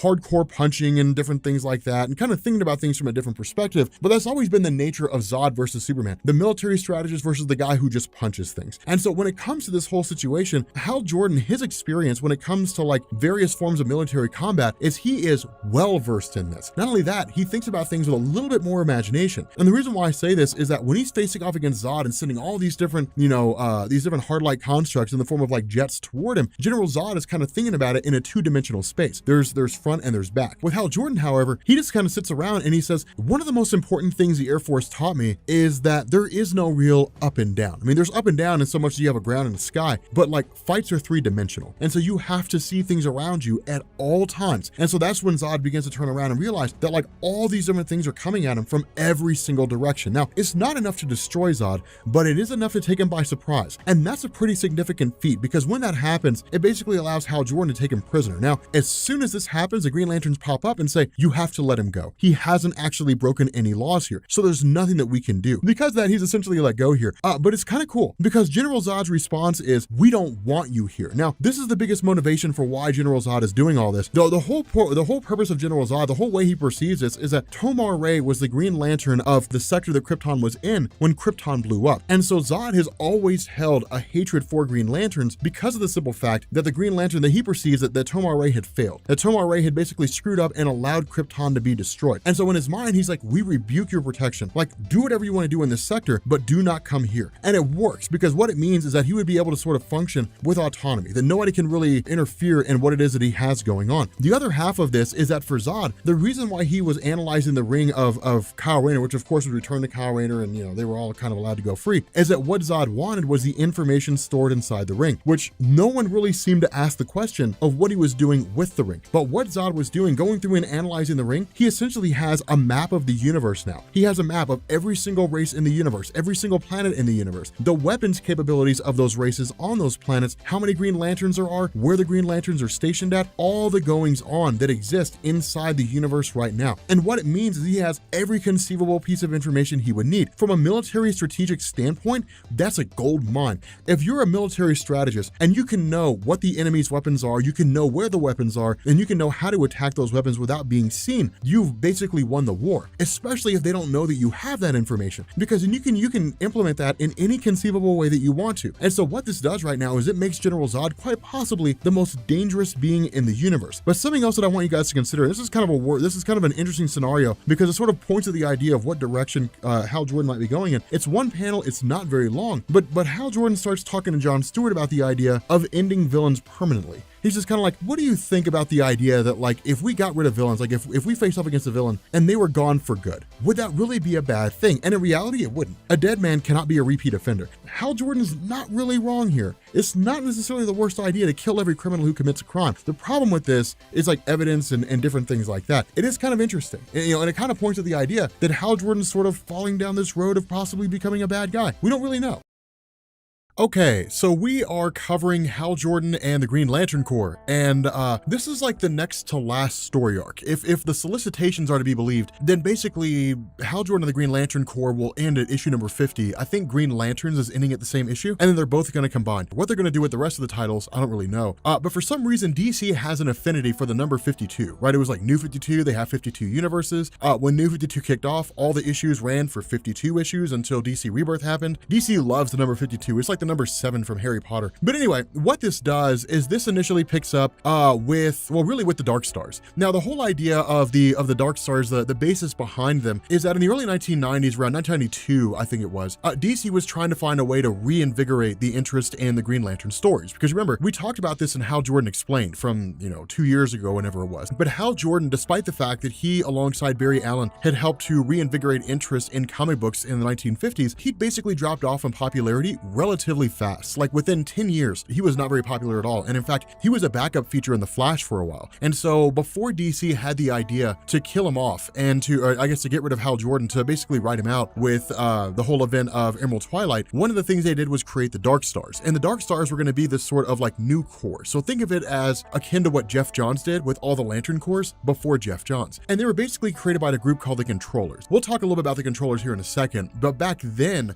in the 90s, the Controllers were just like an offshoot of the Guardians of the Universe. They were just, they were all Maltusians at one point, but they had just gone a different direction. They become a lot more reclusive and a lot more extreme and heavy-handed in terms of how they believe the order or the universe should be governed. Instead of having the Green Lanterns as a police force, as a peacekeeping force, the Dark Stars were really extremists in a lot of ways. Now, of course, this eventually sort of began to fall to the wayside after the events of Emerald Twilight, and of course, DC started going into new crises with Infinite Crisis and Final Crisis and so on and so forth. But the return of the Dark Stars here in DC Rebirth, what Venditti doing is making them a little more extreme and simply saying that they have taken up this mantle by way of the Controllers yet again. The difference is that where the Dark Stars used to operate under the control of the Controllers, now they operate independently. They basically use the Controllers for their own ends, harnessing their psychic powers and then functioning as their own core, more or less. And instead of being like the Green Lanterns where they function in more of a peacekeeping capacity, they're basically all like the Punisher. They just kill everyone. In this instance, what had happened is Tomar 2, who was formerly a Green Lantern, had defected to the Dark Stars and then taken over the leadership of the team. Now, the reason why this matters is because when he takes out Goldface, who was basically a background guy, he's like a C-list level villain, but he had killed Tomar Ray during Infinite Crisis, I think it was. And so Tomar Ray, of course, was the father of Tomar 2. And that's why Tomar 2 kills Goldface, because he basically says, you are going to die for the crime that you committed. And that's the nature of the Dark Stars. It's extreme and it's hardcore. And so when Hal Jordan arrives on the scene and starts going through and basically analyzing the bones of Goldface, he essentially realizes, look, this was done by a Dark Star. And that's what really turns his attention here, because what it means is the Dark Stars have become active. They've, one, returned, and two, begun initiating their campaigns. And much like the Green Lanterns, which we'll see here in a little bit, the Dark Stars can actually bring people to their cause. They can turn them into Dark Stars. And so where Barry Allen shows up, initially, is a cool conversation between the two, because one of the things that Hal Jordan's been suffering from, and this is something that I think that Venditti and them are really kind of moving back towards, is that Hal Jordan might become Parallax again. And the reason why is because he's had a lot of negative thoughts when it's come to his role as a superhero, when it's come to the various supervillains that are out there. And one of the big things he's talked about is it really a bad thing if we kill people who commit crimes? A dead man can't can't be a repeat offender. It's an extreme perception, but there is some legitimacy and merit to it. And so in response to this, Barry Allen kind of talks him down a little bit, but this has been an ongoing theme with Hal Jordan since the events of Dark Knight's Metal, and even before that. Hal Jordan has routinely seen death and destruction over and over and over again. And the question he has to ask is, what's the point of being a cop if we're always late? Would it really be a bad thing to stop the crimes before they happen? And it's one of the things that he says to Hal, I get where you're coming from, but these thoughts can't lead anywhere but bad. It could lead you back to that dark place that you were before. And Hal Jordan's response is, yeah, but that might not be the worst thing. And so it's interesting here. It's a great exchange between the two. It's one of the reasons why the Flash and Hal Jordan have always bounced off each other so well in terms of how they were written, because they're the character interactions between the two, not really the battles they fight alongside in or anything like that, but the conversations between the two are what make them so interesting. And so picking up with Guy Gardner, we end up having Guy show up to a bar only to be met by Arkillo. Now, again, for those of you guys who are playing a little bit of catch up here, if you saw my previous videos, Arkillo was a long-standing member of the Sinestro Corps for a very, very long time, one of its very first members. And so where he had gone through and routinely been a bad guy, as Jeff Johns' run, basically reached its conclusion, or at least when he was writing it, and then Robert Venditti took over, and then DC Rebirth happened, we started to see this kind of shift between the two. Most notably, we saw where the Sinestro Corps and the Green Lantern Corps teamed up, and where there was a lot of bitterness and anger between the two groups. For Arkillo and Guy Gardner, they actually became close friends. So this whole thing between the two, this is really what kind of boils down to like a back alley deal. They're really not supposed to be meeting with each other. For the Green Lanterns, they don't really mind. But for the Sinestro Corps, it's you do not meet with Green Lanterns, you do not associate with them, talk to them. If you see one, you kill one. But with Guy Gardner and Arkillo talking to each other, Guy Gardner basically says, look, man, there's a much bigger threat out there. The Dark Stars are rising. And the Dark Stars do not have a moral compass. They don't believe in truth and justice or any of that stuff. They believe that if you commit a crime, you're guilty and you're done. And that's it. And so it's extreme. It's really heavy-handed. And that's kind of what Guy Gardner says. Because of what's going on with the Dark Stars rising, there's essentially this point now where the Green Lanterns are sending out what amounts to an SOS. Every single ally that's out there, they are running and they are grabbing, except for the ones based on Earth for the most part. But you have Kyle Rayner transition to him, where he meets up with Cabby. Now again, Cabby is basically the Han Solo of the DC universe. It's really what he is, and it's cool. But one of the things that's happened here is that he's basically modified his ship, because he would travel throughout the known universe, and he was basically a guy that would get people to places where they weren't supposed to be, or get them through like back channels and so on and so forth. But for what Guy Gardner needs, they have to leave the current universe. And so what's happened here is Cabby has basically bought a mother box essentially on the black market, which would allow him to leave the universe and travel to the realm of the New Gods. And that's exactly what happens. What they end up doing is traveling directly to where the New Gods are located at. Now, of course, again, kind of transitioning from there, we pick up with John Stewart in what's probably one of the greatest moments ever. When he shows up here, he shows up to basically gain the aid of General Zod, which is a difficult thing to do. But the funny thing about this is that where Zod immediately goes to attack, John Stewart cracks him in the hand with brass knuckles. And initially it seems like the brass knuckles are made out of a hard-like construct, but they're not. They're actually brass knuckles made of kryptonite. Now that's just the most boss-ass thing I've ever heard of. It's beast. Like, using brass knuckles made of kryptonite is like one of the coolest things ever. It's like this genius idea. And so it's basically John Stewart saying, hey, look, man, do I have your attention now? Because we need to have a conversation. I've got kryptonite here, so if I bring it close enough, it's only a matter of time before you die. So either we can talk or you can die. From here, we transition over to basically Stryker Island Penitentiary, and we end up picking up with Hector Hammond. Now, Hector Hammond has been a background character in the Green Lantern stories for quite some time. And the reason why was because he played a very significant role when it came to like the War of the Green Lanterns, different things like that, Brightest Day, so on and so forth. And so because of that, it was really, I imagine, a desire of Venditti to break away from the quote-unquote traditional villains of the Green Lantern mythos and start focusing on other things. And so for the most part, Hector Hammond has just kind of been in the background the whole time, just sort of sitting in Stryker's Island. But with Hal Jordan showing up here, what it means is that times are dire, because Hector Hammond's not a guy that you just trifle with. He's not a guy you just wake up, and we'll find out why here in a little bit, because what ends up happening is basically Hal Jordan is met by the arrival of Atomic Skull. Now, Atomic Skull has been the name of a couple different people, but the most notable one, and the one that's here, is Joseph Martin. The reason why I say the most notable is because that's essentially the most popular one post-crisis. When it comes to Joseph Martin, he is a guy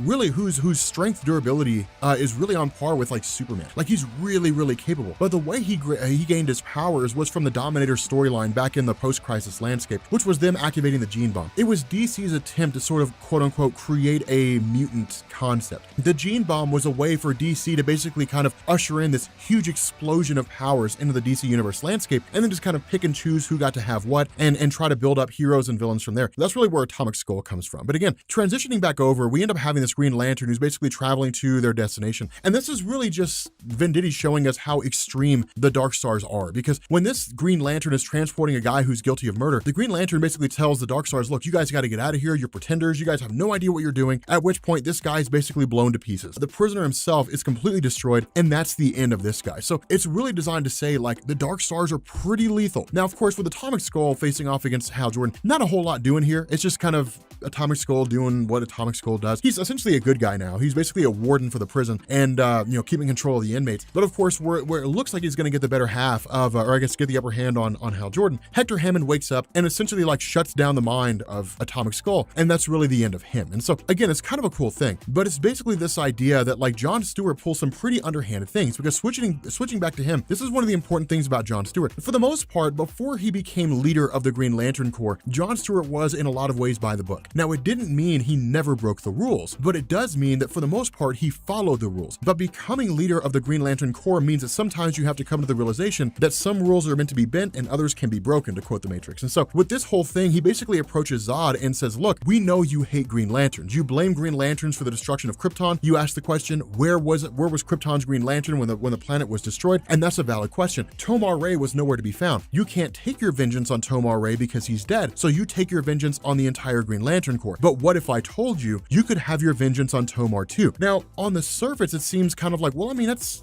par for the course. But when you're someone like John Stewart, who is for the most part honor, duty, and loyalty first, it's one of these things where he sort of betrays a bit of honor. He just kind of casts that aside for a second, but it's a small sacrifice for a much bigger win. And so it's really necessary here. I mean, things are just that drastic, and that's what this is designed to show. It's designed to show how drastic things are that John Stewart would take this step. And so ultimately he gains the attention of General Zod, who says, okay, let's have this conversation. Let's sit down and let's talk and let's see what's going on. And so at this moment, we switch back over to Arkillo and Guy Gardner, and they're basically met with the arrival of the Dark Stars, basically Tomar 2 and the Dark Stars. Now, it's kind of cool because this is how the Dark Stars swindle people to their path. The Dark Stars' base desire is, it's almost primal. Imagine a modified Red Lantern ring. It's kind of how this seems. With a Red Lantern ring, when you're chosen, when it's just like, you have great rage in your heart, you belong to the Red Lanterns, and the ring bonds itself to you, all this really means is that you just kind of revert to a very primal state, and all you do is just take orders. With the Dark Stars, you're still capable and you're still capable of rational thought, but you bend to your own extreme desires. And that really kind of complements the purpose of the Dark Stars, which is to eliminate everybody who commits murder, to have no real inhibitions about taking life of those you deem to be guilty. And so with Guy Gardner himself, he's approached by Tomar 2, who says, look, we both came from bad situations, and we've both dealt with the shame of our fathers in a lot of different ways. So I give you the opportunity. Would you like to take revenge on your father for what he's done? And Guy Gardner's response is yes. And so this is when he's immediately bonded with the Dark Star exomantle, basically, and is made into one of their group. So again, Guy Gardner is the first Green Lantern to fall prey to the Dark Stars. Now, of course, with Hector Hammond and Hal Jordan, they essentially just kind of like race off. It's kind of cool because when it comes to Hector Hammond, he'd always idolized Hal Jordan, right? I mean, that was one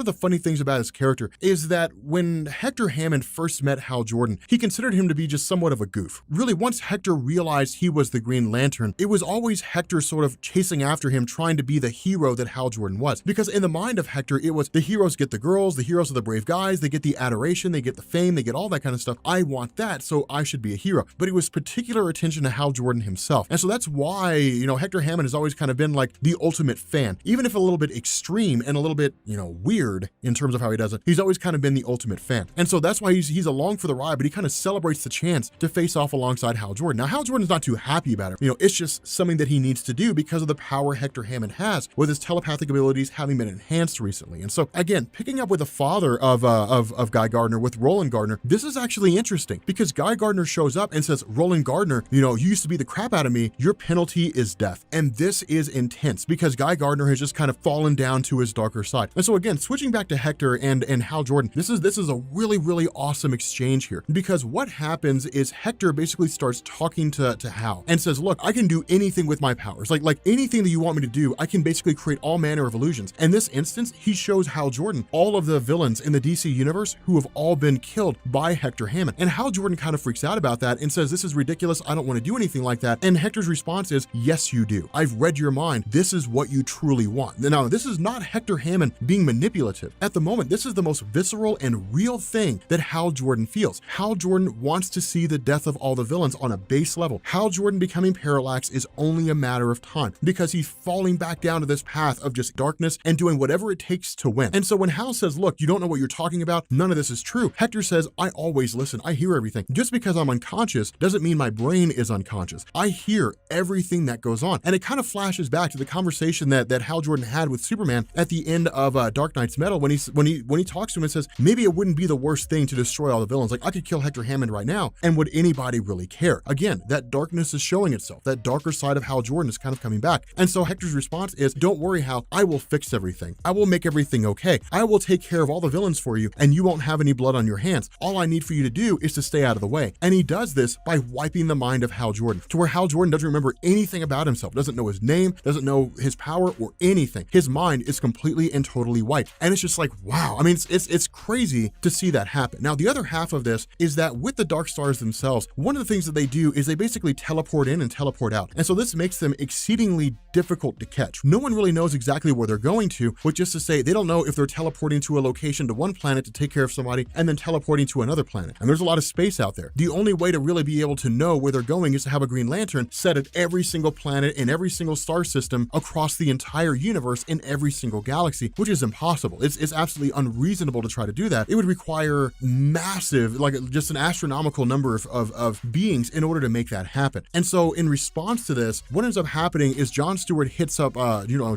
Zod and says, look, what do you know about teleportation disrupting technology? And when it comes to Zod, he says, well, like most other things in Krypton, they were lost to time, but it would take weeks. I mean, we can recreate one, but it would take a long time. And John Stewart's response is, I was an architect, home slice, just wait and watch what I do. And it's the coolest thing. He basically recreates the whole thing using Green Lantern tech. And it's cool. Like it's pretty badass to see. But jumping back to Guy Gardner here, one of the cool things is that not really cool, that he's getting ready to, kill his dad, Arkillo flies in and basically stops him. Now, this is not Arkillo looking for a tried and true fight. He's doing this as a friend. He's stepping in. It's like punching a drunk friend in the face in order to get them to calm down and keep them from doing something stupid. That's what his whole stance is here. You do not want to kill your pops. You think you do, and this Dark Star energy is telling you to, but you don't really want to, because if you do this, the instant it happens, you're going to regret it. You're going to have crossed the line that you can't come back from. And it is my duty as your friend to keep you from crossing that line. Now, the fight between the two is pretty knocked down and drag out because it's Arkillo really fighting more on a defensive side and Guy Gardner fighting more on the offense. Of course, the reason why with Arkillo fighting defense is because he's not looking to kill Guy Gardner. He's looking to incapacitate him to defeat him. But because of the fact that it's really Arkillo fighting in a defensive way, it's him trying to reason with Guy. One of the things he says here is, look, there was a time when I was beyond redemption. I murdered, I did all manner of things that simply did nothing more than make me happy. And the Sinestro Corps, basically fed into that. It gave me the ability to instill fear across the universe, which made me one of the most feared beings in the entirety of the universe. And I kept doing what I do, only doing it with more power. But you, Guy Gardner, showed me a better way. You showed me a better path. And your father deserves that same redemption. Your father deserves the chance to be seen, to be shown a better path if he hasn't found it already. But if you really believe that all this was a waste, if you really believe that I, as Arkillo, am incapable of being redeemed, if you really believe that I'm putting on an act, that I'm faking it, that none of this is true, then kill your father. But if you truly believe that I am a good guy, if you truly believe that I have redeemed myself, then you have to believe your father can too. And that right there hits right in the feels, gets Guy Gardner right in the feels. And what it does is it amps up his willpower and overpowers the Dark Star exomantle. So this is one of the cool caveats that Venditti puts in here. If a Green Lantern has enough willpower, they can override the Dark Star exomantle. It's basically a way of saying it's their escape. Now, what it also means is it takes a lot of willpower. It's awesome to see this unfold. Now, of course, this leads to kind of a quick goodbye. Hey, Pop, sorry for killing you. We'll grab a cup of coffee when I get back. Peace. Like, it's basically him bailing out.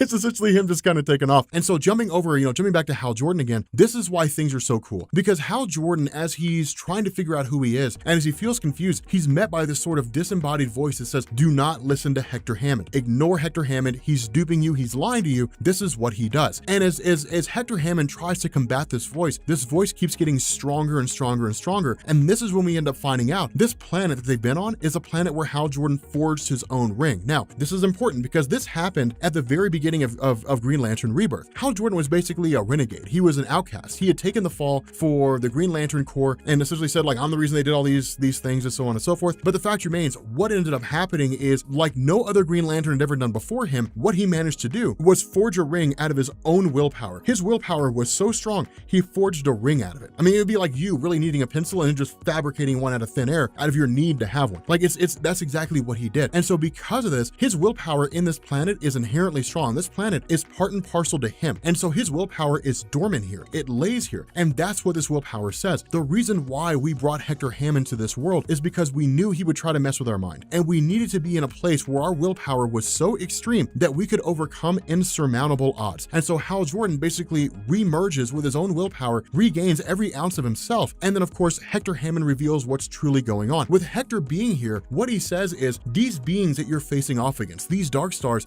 do not care about right and wrong. They don't care about moral compasses. They don't care about how you define truth and justice. All they care about is that a person committed a crime, that person has to die. And when you're facing off against them, you're going to be met with your own worst demons, your own worst fears. You're going to be met with all these parts of yourself that you're going to think have long since been lost, and they weren't. They were there all the time. You just never dealt with them. You had to face your own fear. This was Hector Hammond helping out Hal Jordan in a very, very, very big way, a very important way, because what it means now is that Hal Jordan is stronger with his willpower. It means that he knows what to expect in this fight against the Dark Stars, and he won't really be taken by surprise. And what Hector kind of says here is that it's not the things that you believe. It's not your moral compass or anything like that define you as a hero. It's what you do. Just because you believe that people should be saved doesn't mean you'll save them. It's the belief you'll save them and then actually going out and saving them that makes you a hero. That's what makes you who you are, and it's the only thing that matters. You cast aside these darker feelings. You cast aside this idea that people who all committed crimes should basically be eliminated, and so he's kind of one step away from Parallax. Now notice this, Vendetti doesn't say he'll never become Parallax. He's just kind of a step away from where he was before. And so it was kind of a cool thing. But in the middle of all this, we end up transitioning back to Mogo with Kilowog, who basically sounds the SOS, because the Dark Stars have been attacking the Green Lanterns everywhere they find them. And so in this instance, Kilowog kind of says, okay, we need everybody to come back here. And the reason why is because the Dark Stars have surrounded the entire planet of Mogo. And if given the ability to do so, they will destroy everyone here.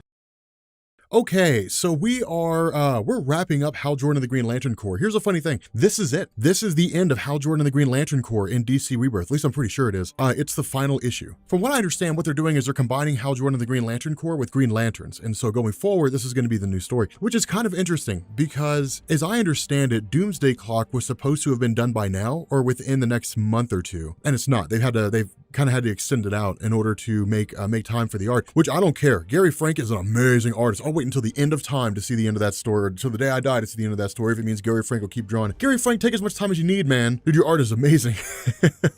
but nonetheless, so basically this is the end of Hal Jordan and the Green Lantern Corps. And so aptly, this is called the last charge of the Green Lanterns, which I think is an amazing name. But it's kind of cool because what this does is it kind of picks up with a little bit of a narrative of sorts. It really picks up with the nature of the Green Lantern Corps from the perspective of Tomar 2. And it's not the most significant thing, but it is kind of cool because what Tomar 2 basically says here is that, like, when he was younger, he watched his father as a Green Lantern, and it was awe-inspiring. And so with Tomar 2 giving us this bit of an explanation, what we know is that of course his father died and Tomar 2 took his place. And with Tomar 2 becoming a new Green Lantern, ultimately he was basically dissuaded by his father's death. For him it was crushing because it was like, okay, where's the justice here? Like where's the response to my father being killed? And that's one of the things that kind of drives his character. That's what he's been doing so far, is that in his mind, the man who killed his father is still alive. His father's dead, but this man's still alive. Apparently he was worthy of a second chance. Well, worthy according to who? Like, who decided with an absolute certainty this guy deserves a second chance? And whoever said that was wrong. And so in turn, Tomar 2 killed that guy, of course, after having taken over the mantle of the Dark Stars. And that's what kind of leads us to the current moment. Now, the big thing about this is that John Stewart's initial response is, we have to defeat the Dark Stars without killing them. We have to show the world or show the universe that justice can be served without murdering people, and whether it's justified or unjustified. But here's the funny thing. When it comes to head-to-head confrontations like this, wars in this capacity are won by those who are willing to do what the others won't. Two armies who are even in power fighting against each other, it'll come down to whichever one's willing to do what the other one's not. Whoever is willing to push the limits, go to the ends of the earth, and basically do what needs to be done. And so in a lot of ways, Jon Stewart is handicapping his own team. He's handicapping the Green Lanterns by saying, look, you can't kill the Dark Stars. We have to change their hearts and minds. And while that's admirable, at the end of the day, it really seems kind of pointless, because how can you change the mind of a person who's hell-bent on revenge? The one thing they want is the one thing you're denying them. And so it's interesting, in this situation. And so while all this conversation's going on, this is kind of a funny little tidbit here. While all this conversation's going on, Hector Hammond is trying to make everybody happy. And he's doing it by modifying how they see everything. And first they're at a birthday party, and then they're at a game, at a baseball game. Who the hell goes to baseball games anymore? And then they're all on the beach, which is kind of funny. And it's just like he's just making them jump through all these different things. Finally, they tell him to call it off. But it's kind of funny. I like Hector Hammond now. I want to see more of that kind of Hector Hammond. For those of you guys who are new to comics, this is the kind of thing that changes people. Like people will go through and they'll read characters. I've seen it for years and years and years and years. People will go through and they'll read characters and won't really care about them. And then a thing will happen. And fans will be like, you know what? I like that guy now. And they'll like that person. They'll be like, I love Carol Danvers now, or I hate Carol Danvers now, or something like that. They'll be on this position where their view of that character will change because of one thing, because of one instance of how it's written. And so it's kind of cool and it's kind of funny. But nonetheless, with the Green Lanterns facing off against the Dark Stars, this is really more of a repeat of the early stages of the Sinestro Corps War. For those of you guys who remember that, when the Green Lanterns were not authorized to kill, they were basically running and dodging all the time. They were constantly in a state of retreat because the Sinestro Corps were not limited by the bounds of killing. They killed Green Lanterns everywhere they found them. And so anytime a Green Lantern ran into a member of the Sinestro Corps or multiple members, they would basically take pot shots and they'd hightail it out of there. And if the Sinestro Corps was chasing after them, they would just play retreat, or they would play defense until they got to a larger number of Green Lanterns, fend off as best they could, and get out of there. It wasn't until the Green Lanterns were allowed to kill that the battle became more even. And so it's a really interesting situation, because when you have these Dark Stars, what makes them so difficult, what makes them so deadly here, is the fact that they can teleport. They teleport around. Also keep in mind that while they all do have their own individual perceptions, that their tactical capabilities are all linked telepathically by the controllers, which in turn are used by Tomar too. And so what this means is that he's kind of like a one-man army, right? He's kind of directing all these members who are all basically automatons, and in turn, they're launching all these different strike attacks at the Green Lanterns. They're all, using this massive coordinated attack and then teleporting in and out, and it makes them almost impossible to catch. And so this is a whole new kettle of beans, because for the most part, it is, you got Orion on his little scooter thing, his little scooter thing, and then of course you've got General Zod here, and there's a lot of restraint that's being orchestrated, because it's basically a battle on two fronts. You've got a massive number of the Dark Stars who are facing off against Hal Jordan and Orion and Kyle Rayner and Guy Gardner and those guys, and then you've got the Dark Stars who are back at Mogo attacking the headquarters. And so it's cool to see this unfold, because you're talking about people coming together who would normally never fight together, and seeing General Zod fight alongside the Lantern, fight alongside Archello of the Sinestro Corps and the other Green Lanterns, and then of course like Orion, is actually pretty cool, because you would never really see anything like this. Now of course, with regards to General Zod himself, and even with the Guardians of the Universe stepping in, by and large, their power is not really enough to stop the Dark Stars, because the Dark Stars were able to overpower the controllers, who of course are formidable in and of themselves. But again, having a hive mind, being able to strategically plan out entire events and knowing where every other member of the Dark Stars are and striking in a coordinated fashion makes things incredibly difficult, because you got to remember, this is basically a battle on the spot for the Green Lanterns. It's just kind of the Dark Stars are suddenly here. And so it's not like they had a huge amount of time to plan out how they're going to, to strategically attack. And even if they did, there's no guarantee it would have gone to form, because they're not all linked to the same mind. And so that's one of the things that Orion points out here. We're way out of our league. We can't fight an enemy like this head on, because we're getting absolutely decimated by these guys. They're just too tactical, too strategic. There's nothing we can do here. And so Hal Jordan is kind of like the Trojan horse, right? Hal Jordan grabs Hector Hammond and they take off to the controllers where their minds are linked. And the idea of Hector Hammond is to sever the telepathic link. And it's kind of funny, because Venditti plays on this idea that it's going to be an almost insurmountable task, and it's going to be wildly difficult to achieve. And so when he tells Hector Hammond, here's what I need you to do, Hector Hammond's like, okay, done. And then that's it. So it's like, okay, so we've achieved this. Okay, what's the next thing that we do now? And it kind of catches Hal Jordan by surprise. He's kind of like, well, I didn't really expect it to be that easy, but that's cool. So so this basically sends kind of a psychic shock through the minds of all the Dark Stars. And even if it only grants a brief moment of reprieve, that's all the Green Lanterns need to swoop in and try to take out the entire Dark Star group in one fell swoop. Now, of course, it doesn't quite work as this plan, because even when you're talking about the Dark Stars losing their telepathic powers, they're still very, very, very dangerous in their own right. At this moment right now, they're more akin to the old Dark Stars from like the 1990s, the original iteration of the group. But for this purpose, they're still pretty capable. Now, the other half of this is that they are still teleporting around in rapid fashion. And that's one of the other things. What Jon Stewart had done is he had kind of orchestrated this two-pronged attack. The first was to cut off their telepathic connection using Hal Jordan, and the second one was to use a teleportation disruptor he built to block off their ability to teleport around. And so that's what ends up happening here. Tomar 2 kind of starts talking trash, jumps in front of Hal Jordan, and he can't teleport away. Hal Jordan gets the better of him, gets the attack, and that's when they start to panic, and that's when they have to get out of there. At the same time, Jon Stewart shows up with a full contingent of the Green Lanterns and says, okay, now it's time for us to start taking the fight to the Dark Stars. This is classic Green Lantern storytelling. It's one of the coolest things that you get to see. One of the things about the Green Lanterns and what makes them interesting in a lot of ways that Marvel lacks is there's no like disheveledness. You go and look at the cosmic landscape in Marvel Comics. You walk into a comic book store, you say, okay, I want to read Cosmic Marvel. It's like, well, take your pick. You've got Guardians of the Galaxy, you've got Nova, you've got Quasar, you've got any number of the other things who are out there. Like, you've got all these huge expansive things. You got the Thanos book, you got Silver Surfer, you got all this stuff. With DC, it's not nearly that complicated. With DC, you don't have to worry about the Eternals, Neil Gaiman's Eternals or anything like that. It's just Green Lanterns, done. Super simple. And doing that basically allows a writer to consolidate and to focus strictly on the Green Lanterns with whatever it is they happen to be fighting against and whoever it is they want to invoke. Keep things simple and action-packed at the same time, and it works incredibly well. And so having these guys face off against each other like this, ultimately what it ends up doing is it comes down to Hal Jordan himself, because in reality, again, the plan of Jon Stewart's kind of failed. And that's one of the failings of Jon Stewart, is this belief that, well, we have to make sure that we stay the course. We have to make sure we do the right thing. And while that's admirable, admiration does not win wars. What wins wars is doing what needs to be done. And Jon Stewart, at the end of the day, is not doing what needs to be done. If they truly want to win, they have to kill all the Dark Stars, to cut them off entirely. In response to this, Hal Jordan kind of picks up the slack and says, well, then fine, because I'm basically walking, talking willpower, I'll channel that directly into the Dark Stars themselves. And so where he faces off directly against Tomar 2, he's able to hold his own. I mean, Tomar 2 is by no means a slouch. But the funny thing about this is that in this fight between the two, Tomar 2 really keeps asking the question, how can you be okay with the fact that your dad died like that?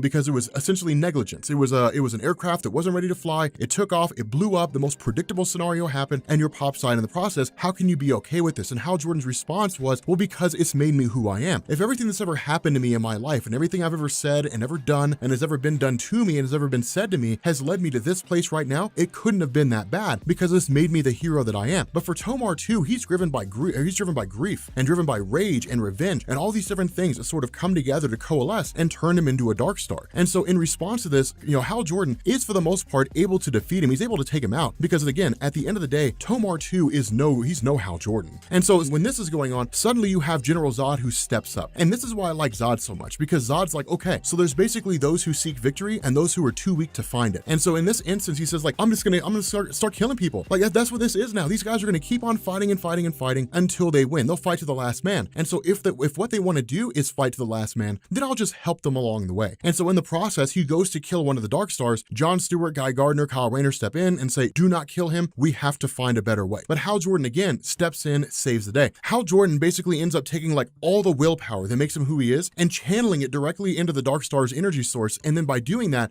basically imbues all of them with willpower. Now, the reason why he does this is because previously Guy Gardner had told him, look, I used willpower in order to overcome my Dark Star suit. And Hal Jordan is nothing if not strategically intelligent. He's not the sharpest tool in the shed. You're never going to see Hal Jordan go to MIT. He's just too dumb. But with regards to like military combat training and with regards to like experience in being out there, the guy's got it where it counts. And so putting two and two together, he literally channels willpower through their energy source and then basically overrides the Dark Star technology. And so with the Dark Star technology being overridden, it's like removing a red lantern ring. The person returns to their normal self. And Tomar 2 is literally just driven by like grief at this point. He's just kind of like, I can't believe I did all this, that I went on a rampage like this and did all these different things. And in a moment when General Zod goes to try to kill him, what Tomar 2 ends up doing is actually killing himself. He ends his own life. And so he's just kind of like, I'm beyond redemption. There's nothing I can do to make up for this. And so he took the only step he felt he could by basically ending his own life. And so in this moment, what ends up happening is, of course, his ring races off to go find a replacement. The war is basically done. The Dark Stars are gone. The source is ended. There really doesn't seem to be any indication they'll make their return. And of course, this leads basically into the epilogue. And it's a cool thing because remember, ever since Edge of Oblivion, the Green Lantern number has been reduced to almost zero. When you had this massive Green Lantern Corps that was basically thrust all the way to the very beginnings of the universe and had to work their their way back to the modern day,